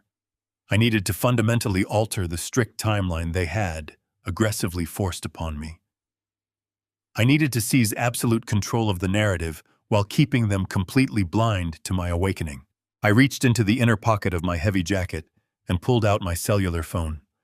The screen was still cold to the touch. I took a slow, highly calculated breath, actively banishing the burning rage from my chest. I had to bury the sharp, seasoned contractor and completely embody the pathetic, technologically incompetent old man they so deeply despised. I pressed Cameron's contact name and listened to the steady ringing echo through the silent, rusted cabin. He answered on the very first ring, his voice sharp and breathless.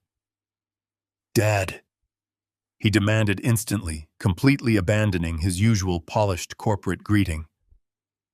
"Tell me you signed the transfer document. The county tax office closes in exactly 3 hours. I need that digital signature registered immediately so my financial team can wire the funds and clear the delinquency." I forced a long, heavy sigh into the receiver, making my voice tremble slightly, with feigned exhaustion and profound confusion. "Cameron," I said slowly, injecting a perfect note of helpless frustration into my tone. "I am looking at this glowing blue button on the email, but nothing is happening. It says something about a DocuSign application, and it is asking me to digitally draw my name with my finger on the screen. My hands are terribly stiff today, son. The cold air is making my arthritis flare up badly, and the screen is simply not recognizing my rough fingers.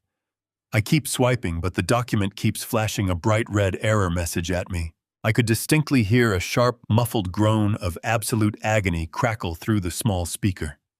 Cameron was a man who lived and died by instant, seamless digital transactions. The mere concept of physical technological failure was entirely foreign and intensely irritating to him. "Dad, it is incredibly simple." Cameron practically growled, his voice rising in sheer, unadulterated panic. "Just tap the box that says Apply Signature. You do not even have to draw it perfectly. Just make a visible mark. The system will automatically generate a legally binding stamp. Please, you have to make this work right now. The entire property is on the absolute brink of total foreclosure." I let out another pathetic, wavering sigh, rubbing my temples, as if I were hopelessly overwhelmed by the modern world. "I am sorry, Cameron, I really am," I murmured apologetically. "I just do not understand how to use this complex computer stuff. Your mother always handled the digital paperwork. She knew all the passwords and all the complicated software programs. I am just a retired construction worker. I cannot risk doing this incorrectly and accidentally ruining the entire legal transfer. I think we need to do this the old-fashioned way." "The old-fashioned way," Cameron repeated, his voice dropping into a dangerous, warning whisper. "What exactly are you talking about?" "I am going to drive into the nearest local town," I explained smoothly, maintaining my perfect facade of innocent elderly ignorance. "I saw a small bank and a legal office about 40 miles back down the main highway. I will go there, ask them to print out the physical paper documents, and I will sign everything properly in front of a licensed, registered notary. That way we can be absolutely certain the county tax office accepts the formal deed transfer without any digital glitches." "Dad, we do not have time for a physical notary," Cameron shouted, completely losing his temper. "The deadline is tomorrow morning. You are thousands of miles away in a rural wasteland." "I know it is inconvenient, son," I replied calmly, cutting through his frantic shouting with slow, deliberate pacing. "But it is Friday afternoon. The small town offices are already closing for the weekend. I will have to wait until they open their doors on Monday morning. I need exactly 3 days to find a local notary and execute the physical paperwork. If you truly want this barren farm, and if you genuinely want to rescue me from this terrible tax debt, you will just have to quietly stall the county assessors until Monday afternoon." I am sure a brilliant, successful investment banker like you can easily buy us just 3 more days." The line went dead silent. I could practically hear the gears grinding inside his desperate, calculating brain. He was completely trapped by his own elaborate lie. He had explicitly framed this entire transaction as a generous, urgent rescue mission to save his helpless, grieving father. If he aggressively refused my highly reasonable, old-fashioned request, he would instantly expose his true greedy motives. He had absolutely no choice but to swallow his burning frustration and accept my timeline. "Fine." Cameron finally hissed the word, dripping with pure, toxic venom. "I will personally call the local tax authorities. I will bribe whoever I have to bribe to freeze the foreclosure clock over the weekend. But Dad, you must be standing outside that rural notary office the very second they unlock their front doors on Monday morning. Do you understand me? If you delay this by 1 more hour, you will lose everything. I promise I will handle it properly on Monday." "Cameron," I said softly, "thank you for being so patient with an old man." He violently ended the call without another word. I slowly lowered the phone, a cold, triumphant smile spreading across my weathered face. I had done it. I had successfully completely neutralized his high-pressure deadline. I now had exactly 72 hours of absolute uninterrupted freedom to systematically dismantle his hidden empire. I immediately turned the key in the ignition. The old truck engine sputtered, choked, and finally roared to life, violently shaking the rusted cabin. I slammed the heavy gearshift into drive and sped away from the fortified barn, tearing down the deeply rutted dirt road. I was not driving to a notary, and I certainly was not preparing to surrender my property. I was heading directly toward the nearest commercial hardware store. The long drive took just over an hour. I parked outside the sprawling supplier and grabbed a heavy metal cart. I bypassed the standard residential tools and moved straight into the heavy commercial section. I meticulously selected a massive pair of forged steel bolt cutters, a hardened crowbar, and 2 high-lumen tactical flashlights. I secured the heavy steel bolt cutters, the hardened crowbar, and the tactical flashlights under a thick canvas tarp in the rusted bed of the pickup truck. The cold metal of the tools felt incredibly reassuring against my calloused palms, a physical manifestation of the absolute control I was violently taking back from my treacherous son. But before I could breach that military-grade security fence and physically expose his illegal industrial operation, I needed an impenetrable legal shield. I needed to systematically verify every single word of the frantic email Mitchell Thorne had sent me. I climbed back into the freezing cab, turned the sputtering ignition, and steered the rattling vehicle back onto the main rural highway. I was driving straight into the small, sleepy county seat located 20 miles east of the desolate farm.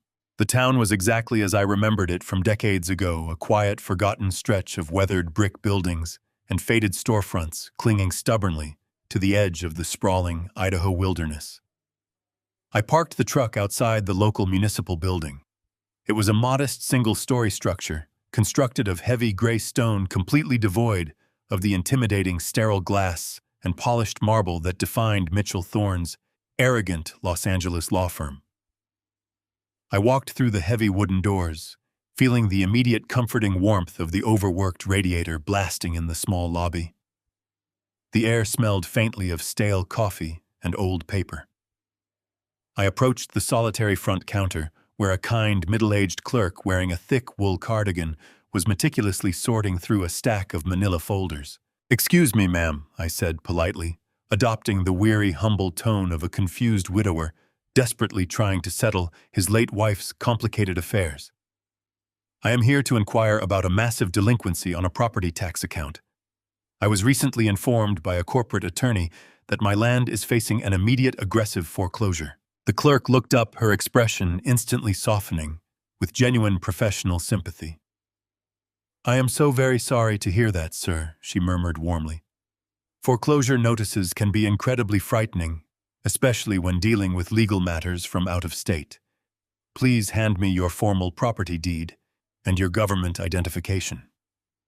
Let us carefully see what we can do to resolve this stressful issue today." I slid Evelyn's original yellowed deed across the scratched wooden counter, along with my worn driver's license. I watched quietly as the clerk adjusted her reading glasses and began swiftly typing the lengthy parcel identification numbers into her outdated desktop computer. She squinted at the glowing monitor, her fingers pausing mid-keystroke. Her sympathetic smile slowly faded entirely, replaced by a look of profound, undisguised confusion. She tapped the keyboard a few more times, navigating through various digital menus before finally looking back up at me. "Mr. Lawson," she said slowly, her voice laced with absolute bewilderment, "I am looking directly at the official county ledger for this specific 50-acre parcel. I am not entirely sure which corporate attorney you have been speaking with, but they have given you completely incorrect information. There are absolutely no delinquent taxes attached to this property." I leaned heavily against the wooden counter, my heart hammering a chaotic rhythm against my ribs. "Are you absolutely certain?" I asked, keeping my voice carefully measured. The lawyer explicitly stated in writing that there was a massive $15,000 debt threatening immediate seizure. The clerk shook her head firmly, spinning the heavy computer monitor around so I could clearly see the digital spreadsheet for myself. "I am completely certain, sir," she stated with absolute unwavering confidence. "Your late wife was impeccably meticulous with her financial obligations. In fact, she prepaid the estimated annual property taxes for the next 3 consecutive years. This specific account holds a significant credit balance. There is absolutely zero risk of any foreclosure proceeding." I stared blankly at the bright screen, feeling a cold, dark fury expanding deeply within my chest. Cameron and Thorne had completely fabricated the entire $15,000 debt. They had aggressively manufactured a terrifying, entirely fictional crisis specifically designed to force a panicked, immediate surrender of my legal rights. They had weaponized my profound grief and my sudden financial instability to steal my property for absolutely nothing. But as I continued to stare at the glowing county records, the diligent clerk suddenly leaned closer to the monitor, her brow furrowing with intense, renewed curiosity. "Wait a moment, Mr. Lawson," she muttered, tracing a complex line of digital text with her manicured finger. "This is incredibly unusual for this specific rural district. I am looking at the historical zoning records for your parcel, and there was a massive fundamental modification legally executed exactly 14 months ago." "What kind of modification?" I asked, my voice dropping to a low, dangerous whisper, as my seasoned contractor instincts instantly flared to life. The clerk looked up at me, her eyes wide with genuine surprise. "For the past 70 years, this specific 50-acre parcel was strictly zoned for standard agricultural use," she explained methodically. "It was legally restricted to farming and basic livestock management. But 14 months ago, your incredibly thorough wife personally filed a massive, highly complex petition with the Regional Planning Commission. She successfully rezoned the entire 50 acres from standard agricultural use to a highly exclusive, unrestricted, high-tech commercial designation." The heavy air in the small municipal office seemed to instantly vanish. I gripped the edge of the scratched wooden counter, my knuckles turning completely white as the sheer magnitude of her words crashed over me. "Do you fully understand what that actually means, Mr. Lawson?" the clerk asked, her voice hushed with profound awe. "By legally changing that specific zoning designation, your wife fundamentally altered the inherent market value of the land. It is no longer a worthless, barren dirt patch. She legally authorized the construction of heavy industrial facilities, massive commercial data centers and high-capacity manufacturing plants on that exact property. With the new 3-phase industrial power grid that was recently installed out there, that specific parcel is easily worth tens of millions of dollars to the right corporate developer." The final missing piece of the brilliant puzzle aggressively slammed into place, completing the horrifying, magnificent picture my wife had meticulously painted. Evelyn had known absolutely everything about Cameron's highly illegal secret industrial operation. She had discovered his hidden subterranean fortress long before she fell ill. But instead of confronting a ruthless, greedy son who would have surely destroyed her, she had brilliantly weaponized the legal system against him. By officially rezoning the land to high-tech commercial, She had permanently established a massive, undeniable paper trail of the property's true astronomical value. She had brilliantly ensured that Cameron could never quietly claim the land was just a worthless farm. By legally transferring the official deed directly to my name, she had forcefully handed me complete, absolute ownership of an incredibly lucrative commercial asset that my son was utterly desperate to control. The fake $15,000 tax bill was Cameron's frantic, pathetic attempt to quickly steal a multi-million-dollar industrial gold mine for a miserable $50,000 before I discovered the towering, undeniable truth of Evelyn's absolute genius. She had not left me the terrible burden. She had left me a fully loaded, legally binding weapon, and she completely trusted me to pull the trigger. I slowly reached across the wooden counter and carefully retrieved my worn driver's license and the yellowed property deed. I tucked the precious documents safely back into the dry inner pocket of my heavy jacket. I thanked the kind, bewildered clerk for her invaluable assistance and walked out of the warm municipal building into the freezing, biting Idaho wind. I climbed back into the rusted cab of the old pickup truck and slammed the door shut. I did not feel exhausted anymore. I did not feel broken, humiliated, or afraid. I felt a surging, unstoppable wave of absolute power coursing aggressively through my veins. I started the sputtering engine and steered the vehicle back toward the desolate, frozen highway. I was driving straight back to the hidden perimeter. I was going to use those heavy steel bolt cutters to violently tear down the deceptive curtain, and I was going to systematically dismantle my corrupt son's illegal empire brick by heavy brick. Let the real war begin. I gripped the heavy steering wheel of the rattling pickup truck, flying recklessly down the desolate rural highway toward the hidden industrial fortress. The cold steel tools resting in the rusted bed were calling to me, begging me to violently tear down the deceptive facade right that very second. But as the blinding surge of adrenaline began to slowly level out, the cold, calculating mind of a master contractor firmly took over the wheel. You never strike a massive load-bearing wall without first knowing exactly what heavy structural elements are secretly supporting the roof directly above it. If I violently breached that military-grade security fence right now, in broad daylight, I would simply trigger a massive automated security response. I would be aggressively arrested for criminal trespassing on my own legal property before I even uncovered the actual operation hidden beneath the concrete. I needed absolute, undeniable leverage. I needed to know exactly who Cameron was desperately rushing to sell this multi-million-dollar industrial gold mine to before I kicked down his front door. I pulled the heavy, sputtering truck safely onto the frozen gravel shoulder and firmly threw the transmission into park. I pulled my cellular phone from my pocket, my rough thumb hovering heavily over the screen. Back in the cutthroat, hyper-competitive world of Los Angeles commercial real estate development, dealing with shady corporate investors often required utilizing highly discreet, specialized professionals to actively verify hidden corporate backgrounds. I dialed a specific encrypted number I had not used in over a decade. The man who answered the phone was a ruthless, highly efficient, and incredibly dangerous private investigator named Arthur. He was incredibly expensive, relentlessly aggressive, and completely thorough. I quickly explained the exact situation, explicitly instructing him to immediately establish, round-the-clock, high-definition surveillance on Cameron and his equally toxic, deeply ambitious wife, Victoria. I logged into my secure banking application and drained the very last of my hidden emergency cash reserves, actively authorizing a massive electronic wire transfer to guarantee his absolute priority. I honestly did not care that I was officially down to my last few physical dollars. This was no longer about simple daily survival.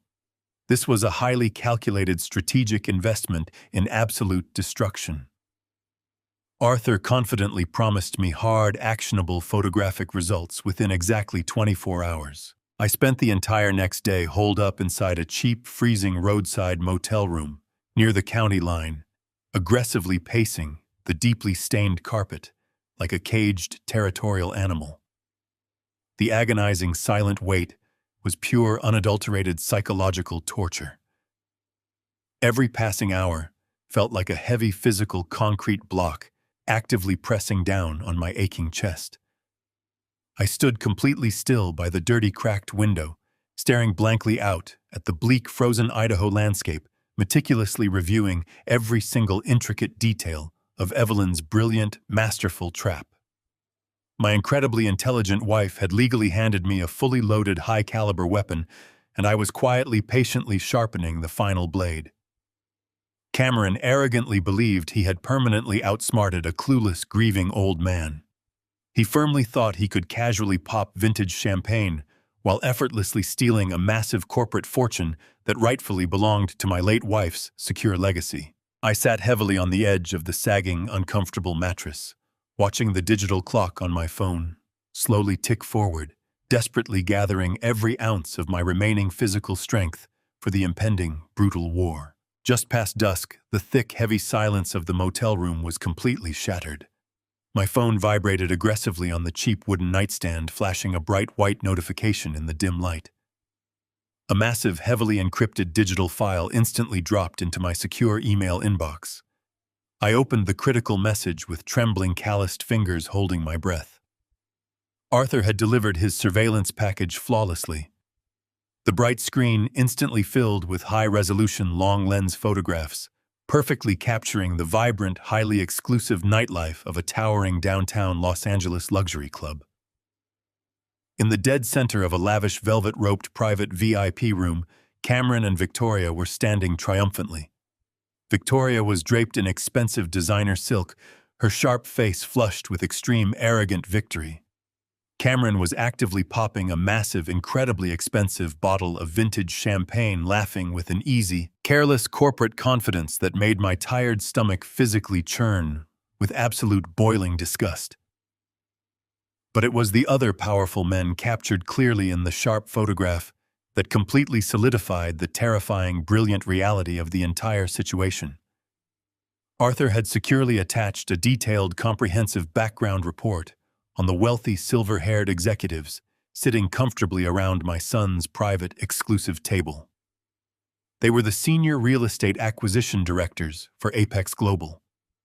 Apex was unequivocally the largest, most aggressive technology and artificial intelligence conglomerate in the entire nation. They were currently actively scouring the country for highly secure, isolated rural properties already equipped with massive industrial-grade power grids to rapidly construct sprawling, high-capacity AI data processing centers. Cameron was not just selling a large, empty warehouse. He was finalizing a historic, multi-billion-dollar real estate acquisition directly under the secure corporate table. He was going to completely erase my legal ownership, quietly hand the pristine property over to Apex Global, and personally pocket an astronomical corporate fortune while purposefully leaving me entirely destitute in the freezing rain. The sheer corporate greed of his master plan was absolutely staggering. I closed the encrypted file and turned off the glowing phone, instantly plunging the miserable, freezing motel room back into total darkness. The complete, terrifying puzzle was now perfectly assembled in my mind. I clearly knew the incredibly high financial stakes. I accurately knew the powerful corporate buyers, and I knew exactly how intensely desperate my treacherous son was to forcefully close the illegal deal by Monday morning. It was finally time to physically strike the fatal, undeniable blow. I sat completely still in the dark, patiently waiting until the digital clock finally struck midnight. The vast, rural Idaho sky was pitch black, completely devoid of any natural moonlight, heavily choked by thick, freezing storm clouds rolling aggressively over the jagged mountain peaks. I drove the old pickup truck slowly back down the desolate, empty country highway, keeping my headlights completely turned off as I finally approached the abandoned, rutted gravel road. I expertly parked the heavy vehicle deep inside a dense, overgrown grove of towering pine trees, entirely hidden from the main structural approach. I reached into the truck bed and firmly grabbed the massive forged steel bolt cutters, the heavy hardened iron crowbar, and the tactical high-lumen flashlights.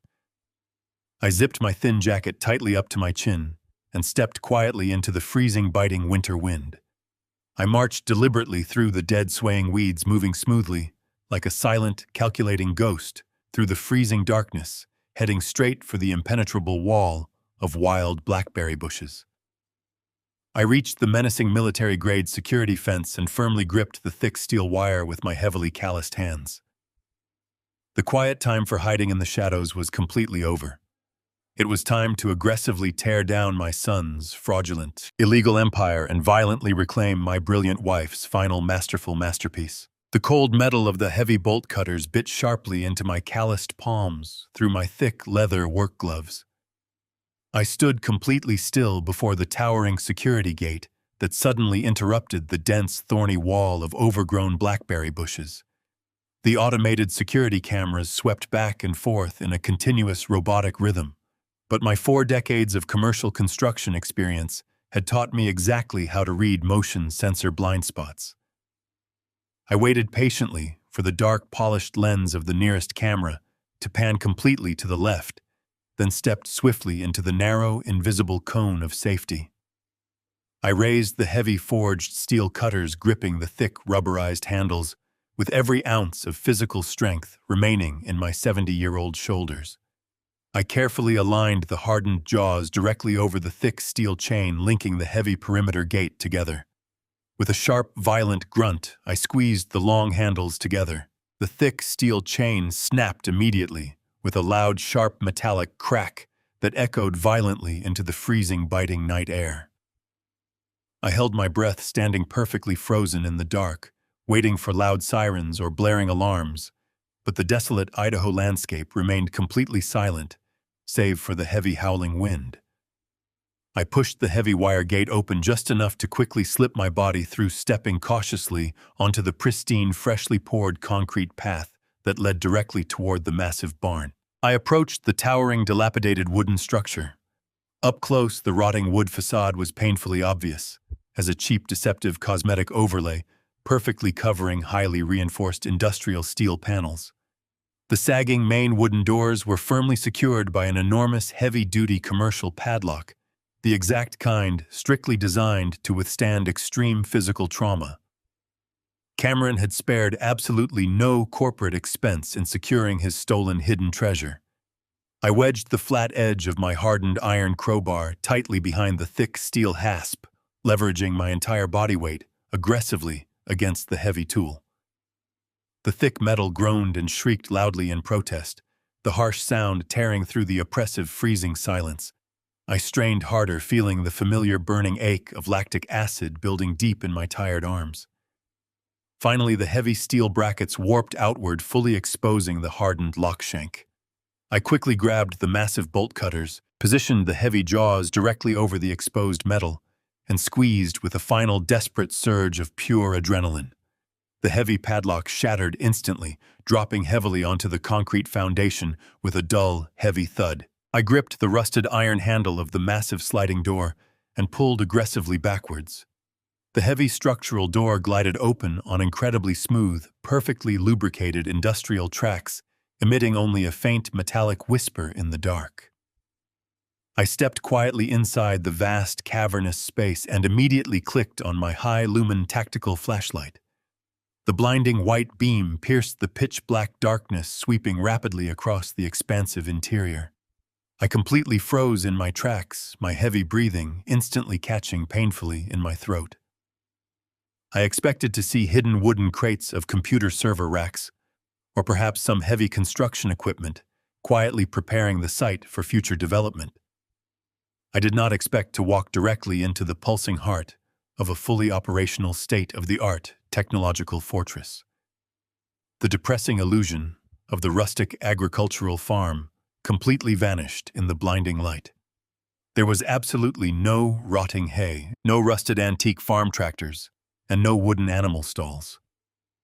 The entire interior of the massive barn had been professionally hollowed out and completely retrofitted with pristine, gleaming white industrial panels. Dominating the very center of the vast echoing space was a massive subterranean cooling station. It was a staggering, highly complex feat of modern engineering. Dozens of massive high-capacity commercial air conditioning units hummed aggressively, pushing an immense volume of freezing, highly conditioned air rapidly downward into a gaping, thick, concrete-lined chasm that descended deep into the earth below. Thick, heavily insulated piping snaked methodically along the pristine walls, actively circulating highly pressurized liquid coolant.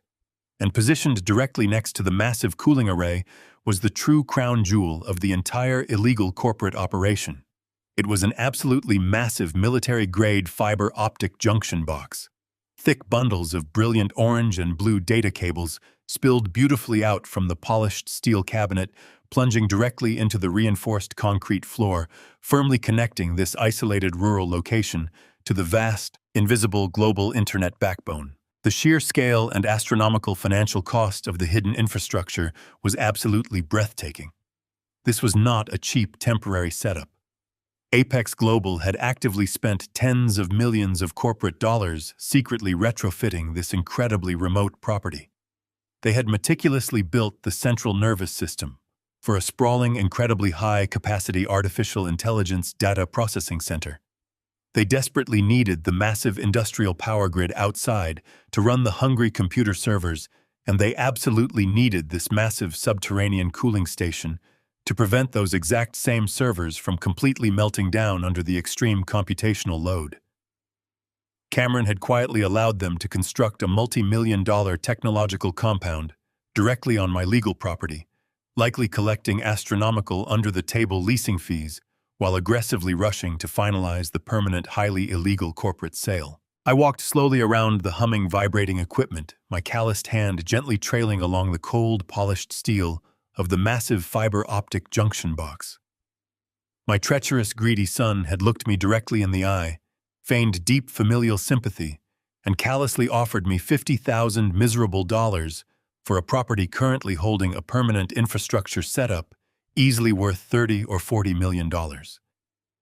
He had purposefully watched me pack my meager belongings into cheap, scuffed suitcases, knowing full well he was simultaneously negotiating a historic corporate buyout that would instantly make him a multi-billionaire.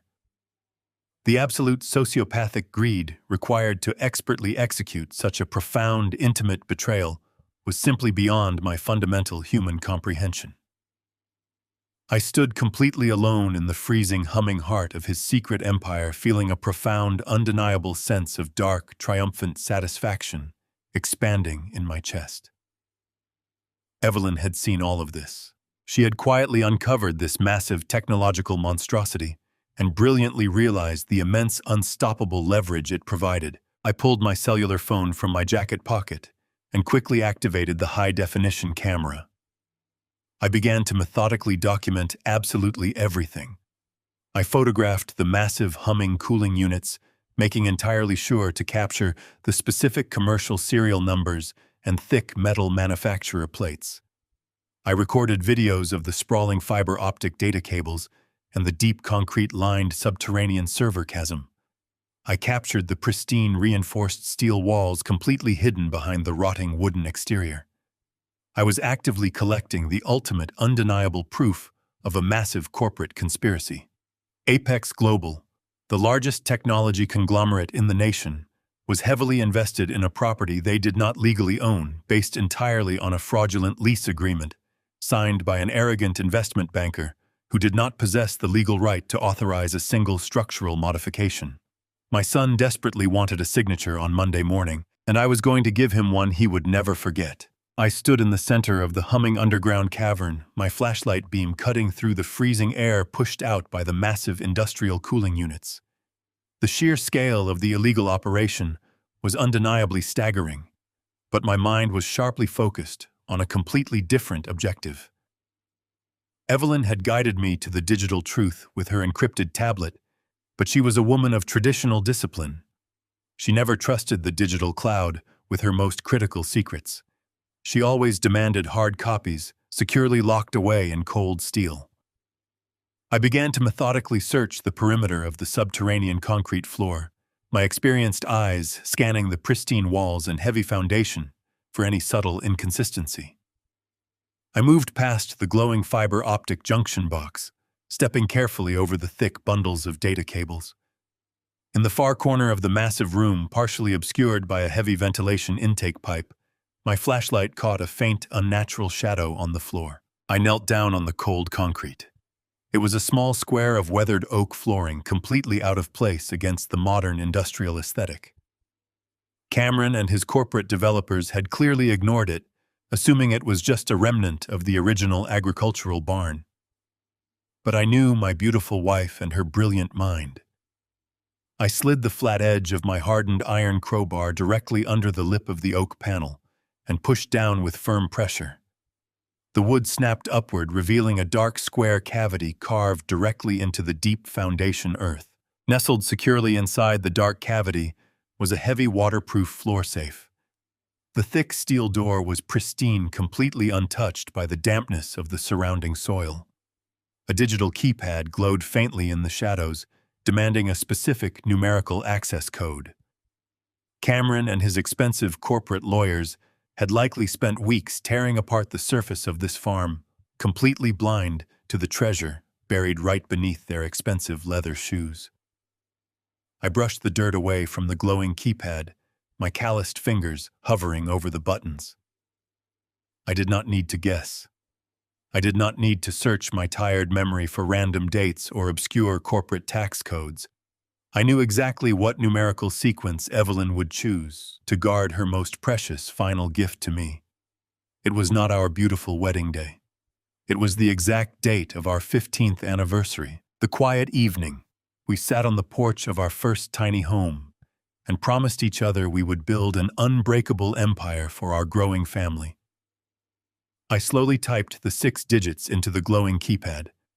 The green light instantly flashed, followed by the heavy mechanical click of the internal steel locking bolts sliding back. I gripped the heavy metal handle and pulled the thick steel door upward. The cold, stale air inside the safe rushed out to meet me, carrying the faint, familiar scent of Evelyn and her expensive stationery paper. I reached into the dark interior and pulled out a massive, heavy stack of pristine legal documents. They were securely bound in leather folders, meticulously organized with colored tabs and precise handwritten notes. I quickly opened the top folder, shining the bright beam of my flashlight directly onto the crisp, perfectly white pages. The bold black letters printed across the top of the very first document instantly stole the breath right out of my freezing lungs. It was an official, highly detailed corporate acquisition contract from Apex Global. It was not a simple draft. It was a fully finalized, legally binding agreement, ready for a single defining signature. I began to read through the dense paragraphs of complex corporate jargon, my eyes scanning the incredibly detailed geological and technological surveys attached to the back of the contract. The absolute truth of this supposedly worthless agricultural property was finally exposed in the bright light. This 50-acre parcel of barren dirt was not just a random patch of rural land. According to the highly classified federal telecommunications maps included in the folder, this specific location sat perfectly on top of the ultimate geographical intersection of 3 massive national fiber optic backbones. It was the absolute digital crossroads of the entire Western Hemisphere. But that was not the only massive secret buried in the freezing Idaho earth. The extensive geological surveys clearly revealed that the land sat directly above an astronomical, entirely untouched underground aquifer. The massive volume of freezing, pure subterranean water provided the infinite cooling source absolutely required for next-generation artificial intelligence servers. Cameron had aggressively stumbled upon the most incredibly valuable technological real estate in the nation. I quickly flipped to the final page of the heavy corporate contract, my calloused hands trembling violently against the freezing wind rushing down the deep ventilation shafts. I ignored the complex legal stipulations and the elaborate liability waivers, my eyes immediately locking onto the bold, heavily underlined numbers printed perfectly clearly in the center of the final page. Apex Global was formally offering a staggering, completely life-altering $150 million in pure liquid cash for the complete ownership of this exact plot of land. $150 million. The unbelievable number burned fiercely into my retinas, instantly and completely shattering every single pathetic lie my treacherous son had ever told me. Cameron had looked me directly in the eye, perfectly feigned deep emotional sympathy for my tragic loss, and generously offered me a pathetic $50,000 to settle a completely fictional tax debt. He was actively planning to steal a $150 million fortune directly from his own grieving father, while simultaneously throwing me violently out into the freezing Los Angeles rain with absolutely nothing. The sheer terrifying sociopathic magnitude of his intense greed was absolutely suffocating. He was meticulously preparing to effortlessly walk away with a historic, totally unimaginable corporate payout, willingly leaving me to slowly rot in a miserable, severely decaying roadside motel. I stared blankly at Evelyn and her incredibly neat, elegant handwriting covering the margins of the massive contract. She had meticulously negotiated this incredible deal all by herself. She had fiercely battled the most ruthless corporate lawyers at Apex Global, quietly driving the acquisition price up to an astronomical peak, all while keeping her intensely greedy, treacherous son completely in the dark. She had brilliantly secured this magnificent, massive fortune, and then she had masterfully transferred the sole, undeniable ownership directly to my name. She had confidently handed me the ultimate power to completely and permanently destroy Cameron and his incredibly illegal, highly fraudulent empire. I slowly folded the heavy corporate documents, placing them carefully back inside the waterproof floor safe. I firmly secured the heavy steel door, happily listening to the mechanical locks slide firmly back into their proper place. I stood up tall in the humming, freezing underground cavern. A very dark, totally unstoppable smile spreading slowly across my heavily weathered face. Cameron arrogantly believed he was a brilliant corporate shark, effortlessly manipulating an exhausted old man. He firmly thought he was just a few days away from becoming a powerful multi-billionaire. The incredible trap was armed, and I was ready to strike. As I pulled my hand from the cold steel cavity, my fingers brushed against something wedged into the back corner of the safe. Sitting next to the leather folders was a digital flash drive attached to a delicate chain, the exact chain Evelyn wore around her neck during her final weeks. My heart sank. The corporate contract was physical proof of the financial stakes, but this device was personal. It was a direct message from beyond the grave.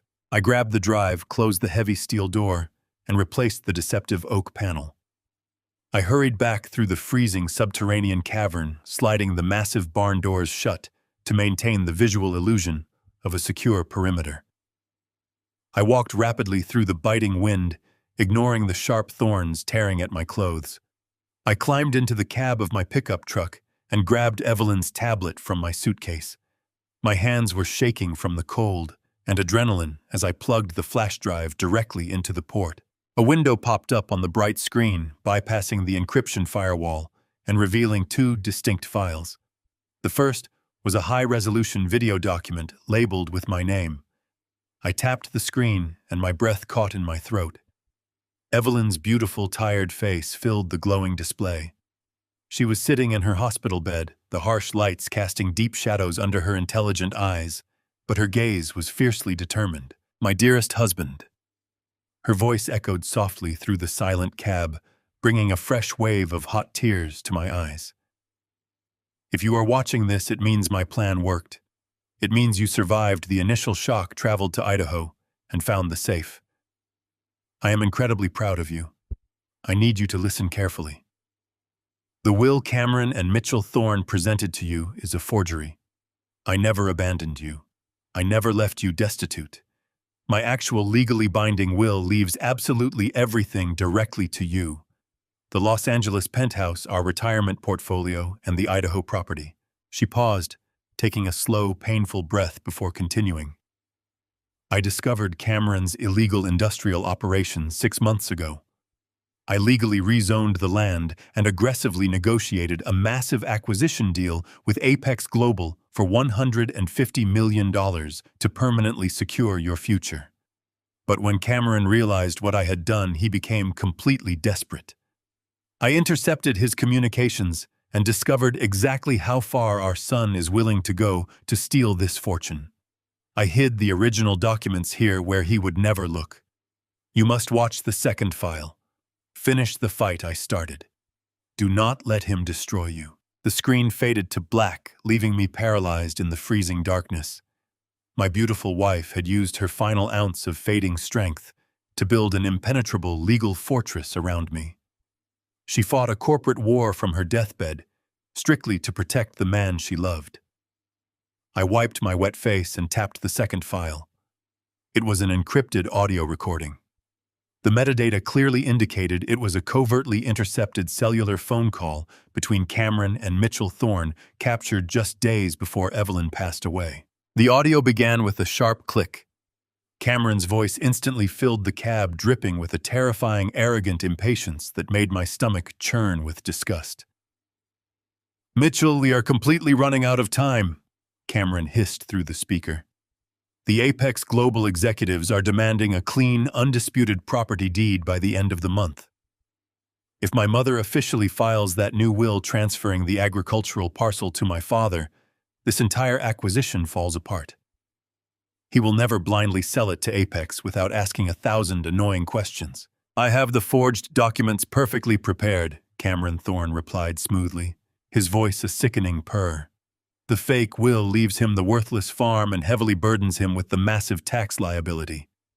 We will officially present it immediately after the funeral, while he is blinded by grief." "Exactly," Cameron snapped back aggressively. "I will generously offer him $50,000 to take the toxic property off his hands. Once the old man signs the farm over for 50 grand, the entire $150 million is legally mine." "But what if he refuses to sign the transfer deed?" Thorne asked, injecting a note of cautious warning. "What if his contractor instincts kick in, and he decides to investigate the property value? He is a very stubborn man." I sat perfectly frozen, gripping the steering wheel, desperately waiting for my son to express even a single shred of basic human hesitation. I waited for him to acknowledge 40 years of unconditional love and endless sacrifice. Instead, what I heard next shattered my soul into a million jagged pieces. "If he stubbornly refuses to sign the digital transfer," Cameron stated with terrifying coldness, "I have already aggressively implemented a permanent backup plan. I have personally paid a private psychiatrist a massive sum of money to formally sign a severe dementia diagnosis. If my father tries to fight me or delays the transaction by a single day, we will have him legally declared mentally incompetent. I will forcefully seize absolute medical and financial conservatorship over his entire life. We will lock him securely in a private psychiatric ward, declare him incompetent, and I will seize the land anyway. He will rot." The audio file ended with a sharp click, returning the freezing truck to a suffocating silence. I could not breathe. I could not move a single muscle. The absolute devastation was incredibly profound and deeply physical. The pain radiating through my chest was far worse than the initial eviction. My only child, the boy I had broken my back to feed, clothe, and educate, had not merely planned to steal my inheritance. He had meticulously conspired to violently strip away my basic human dignity, my mental agency, and my freedom.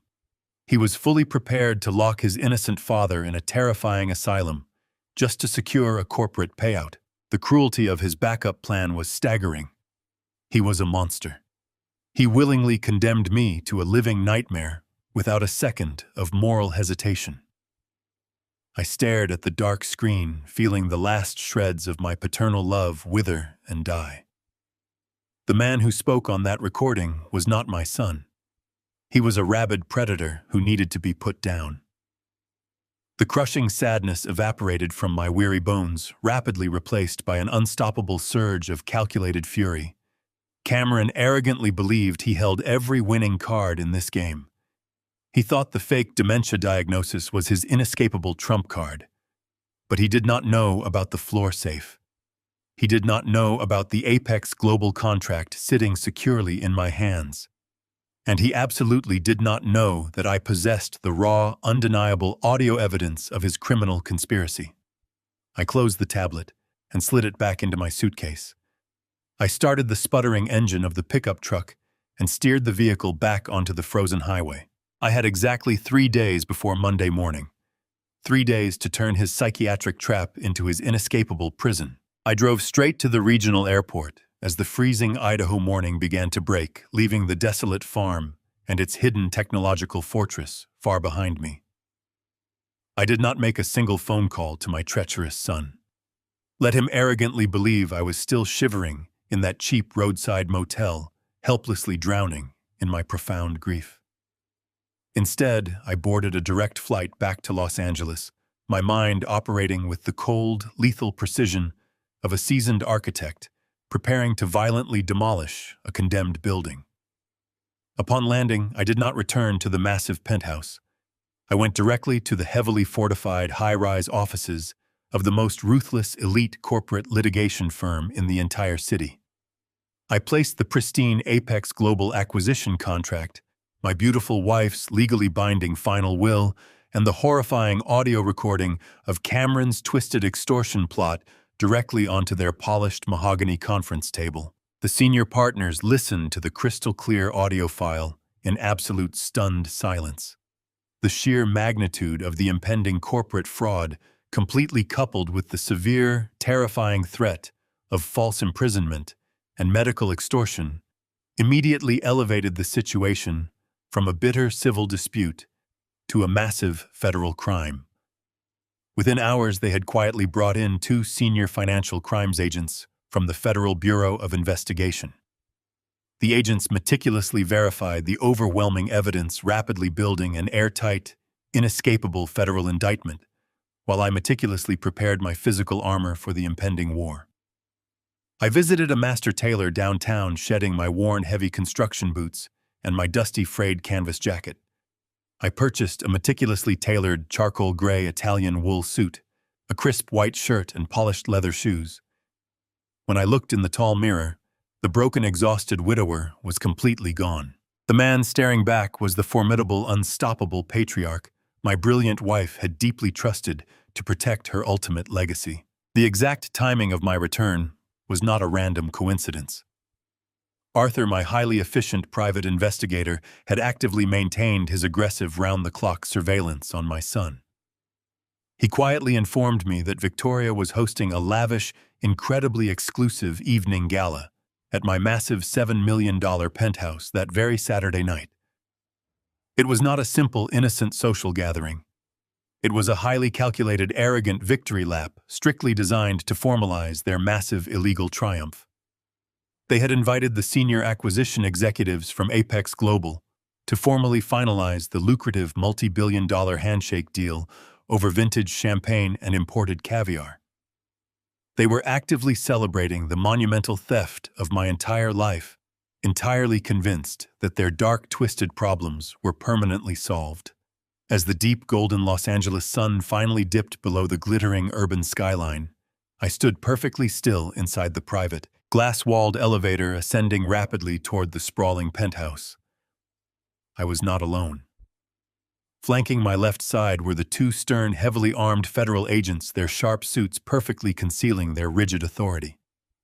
Standing confidently on my right were 3 top-tier, relentlessly aggressive corporate litigators, armed with thick leather briefcases packed with undeniable, devastating legal injunctions. The private elevator arrived at the top floor with a soft, melodic chime. The heavy, polished steel doors slid smoothly open, instantly revealing the sprawling, opulent interior of my beautiful home. The massive penthouse was completely filled with the soft, elegant sounds of a live jazz quartet and the gentle, rhythmic clinking of expensive crystal glasses. Dozens of wealthy, deeply influential corporate guests mingled comfortably under the glowing, cascading crystal chandeliers, admiring the breathtaking panoramic views of the glowing city below. In the very center of the expansive, marble-floored living room, Cameron and Victoria held court like arrogant, untouchable royalty. Cameron wore a custom midnight blue tuxedo, his face flushed with extreme, intoxicating triumph as he laughed loudly with the silver-haired Apex Global executives. Victoria stood proudly beside him, dripping in expensive diamonds, holding a delicate flute of champagne.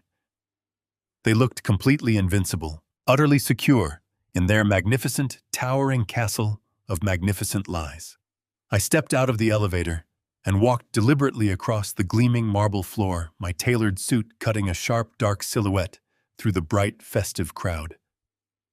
My heavy, measured footsteps carried the undeniable immense weight of absolute impending destruction. The soft, elegant music did not stop immediately. It was a slow, cascading wave of profound, absolute silence that aggressively rolled across the massive room. One by one, the wealthy guests noticed the formidable, heavily flanked presence aggressively advancing through their elite, exclusive gathering. The lively conversations instantly died in their throats, replaced by quiet, deeply confused whispers. The federal agents moved with a terrifying, synchronized precision, firmly securing the main exit doors, while my litigators stepped confidently forward.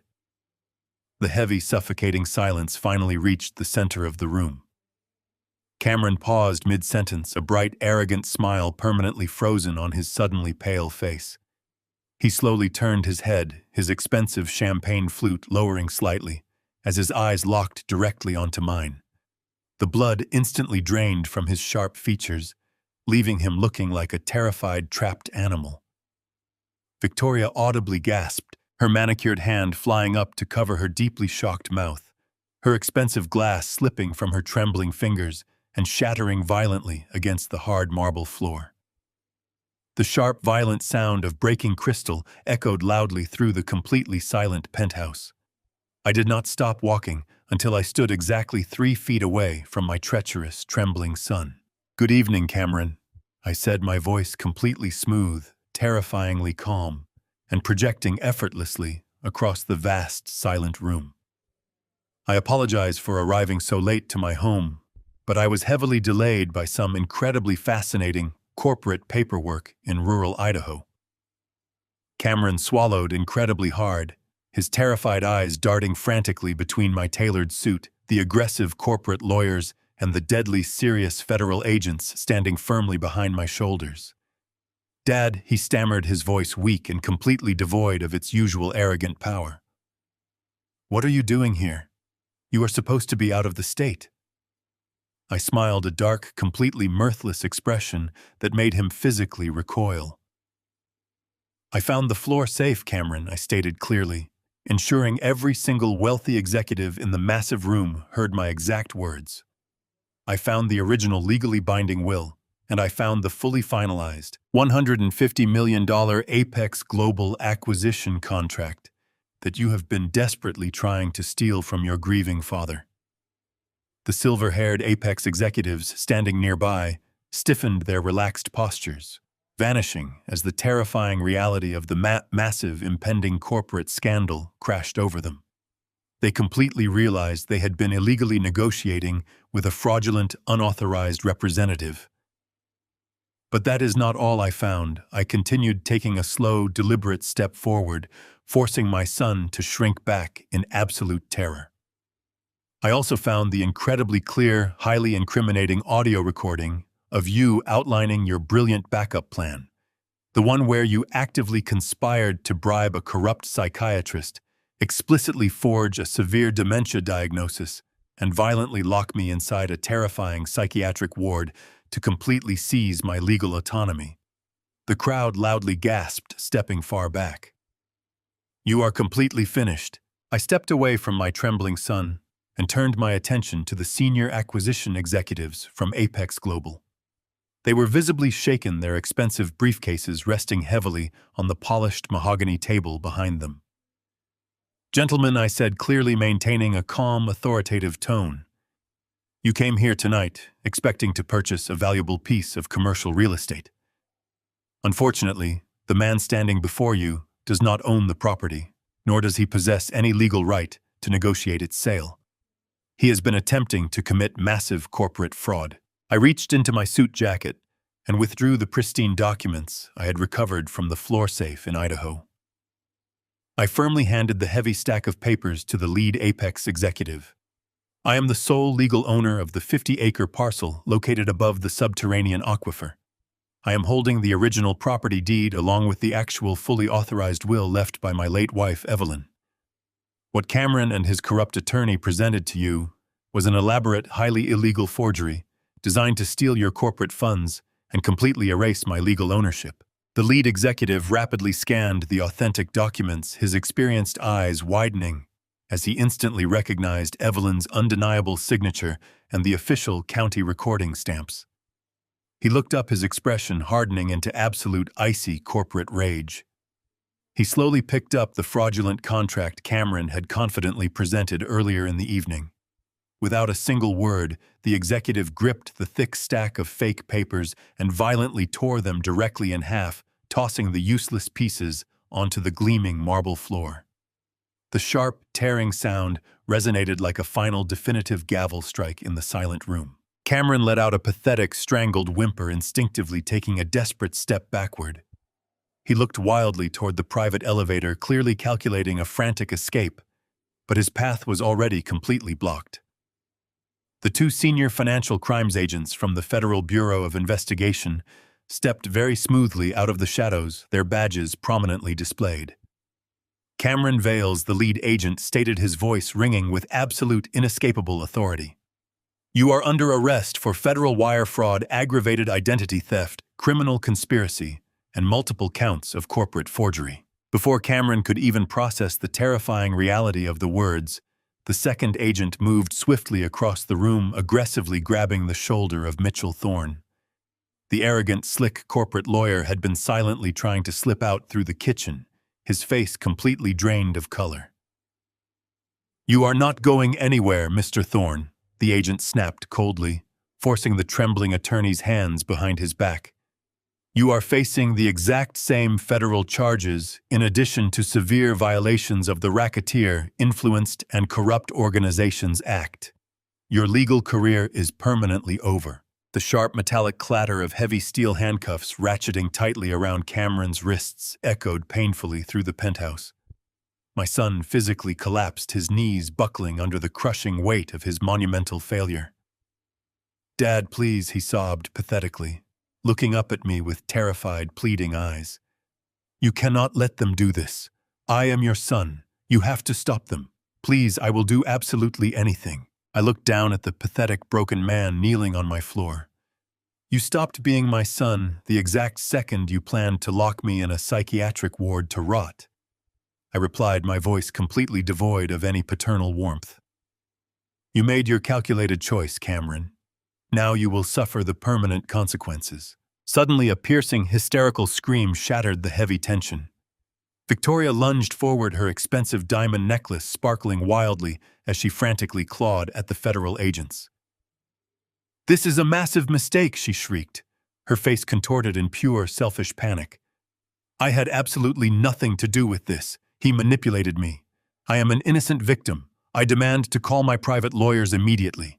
The lead agent smoothly deflected her frantic grasp, firmly spinning her around and securing her wrists in a second pair of heavy steel handcuffs. "Victoria Vales, you are under arrest for active complicity in massive federal wire fraud and criminal conspiracy," he stated firmly. "We have extensive, highly documented financial records of your offshore accounts and your direct involvement in the fraudulent estate planning. You are going to federal prison right alongside your husband." Victoria let out a horrific guttural wail, thrashing violently as the agents firmly escorted her toward the private elevator. I stood perfectly still in the center of the lavish living room, watching in complete silence as the armed federal agents forcefully dragged my only son, his greedy wife, and their corrupt attorney out of my home. The heavy steel elevator doors slid firmly shut, permanently sealing their terrifying, inescapable fate. The opulent penthouse, once filled with arrogant laughter and deceit, was finally quiet. The wealthy corporate guests slowly began to file out, their eyes averted, completely desperate to distance themselves from the massive, impending federal scandal.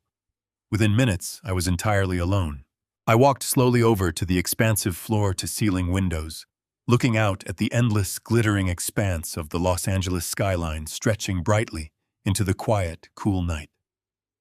The sparkling urban lights below seemed to visually mirror the countless complex memories I had built over decades of hard, honest work. I had completely reclaimed my beautiful home, but the physical victory felt profoundly heavy inside my chest. I had permanently lost my only child to the dark, consuming depths of pure, unadulterated greed.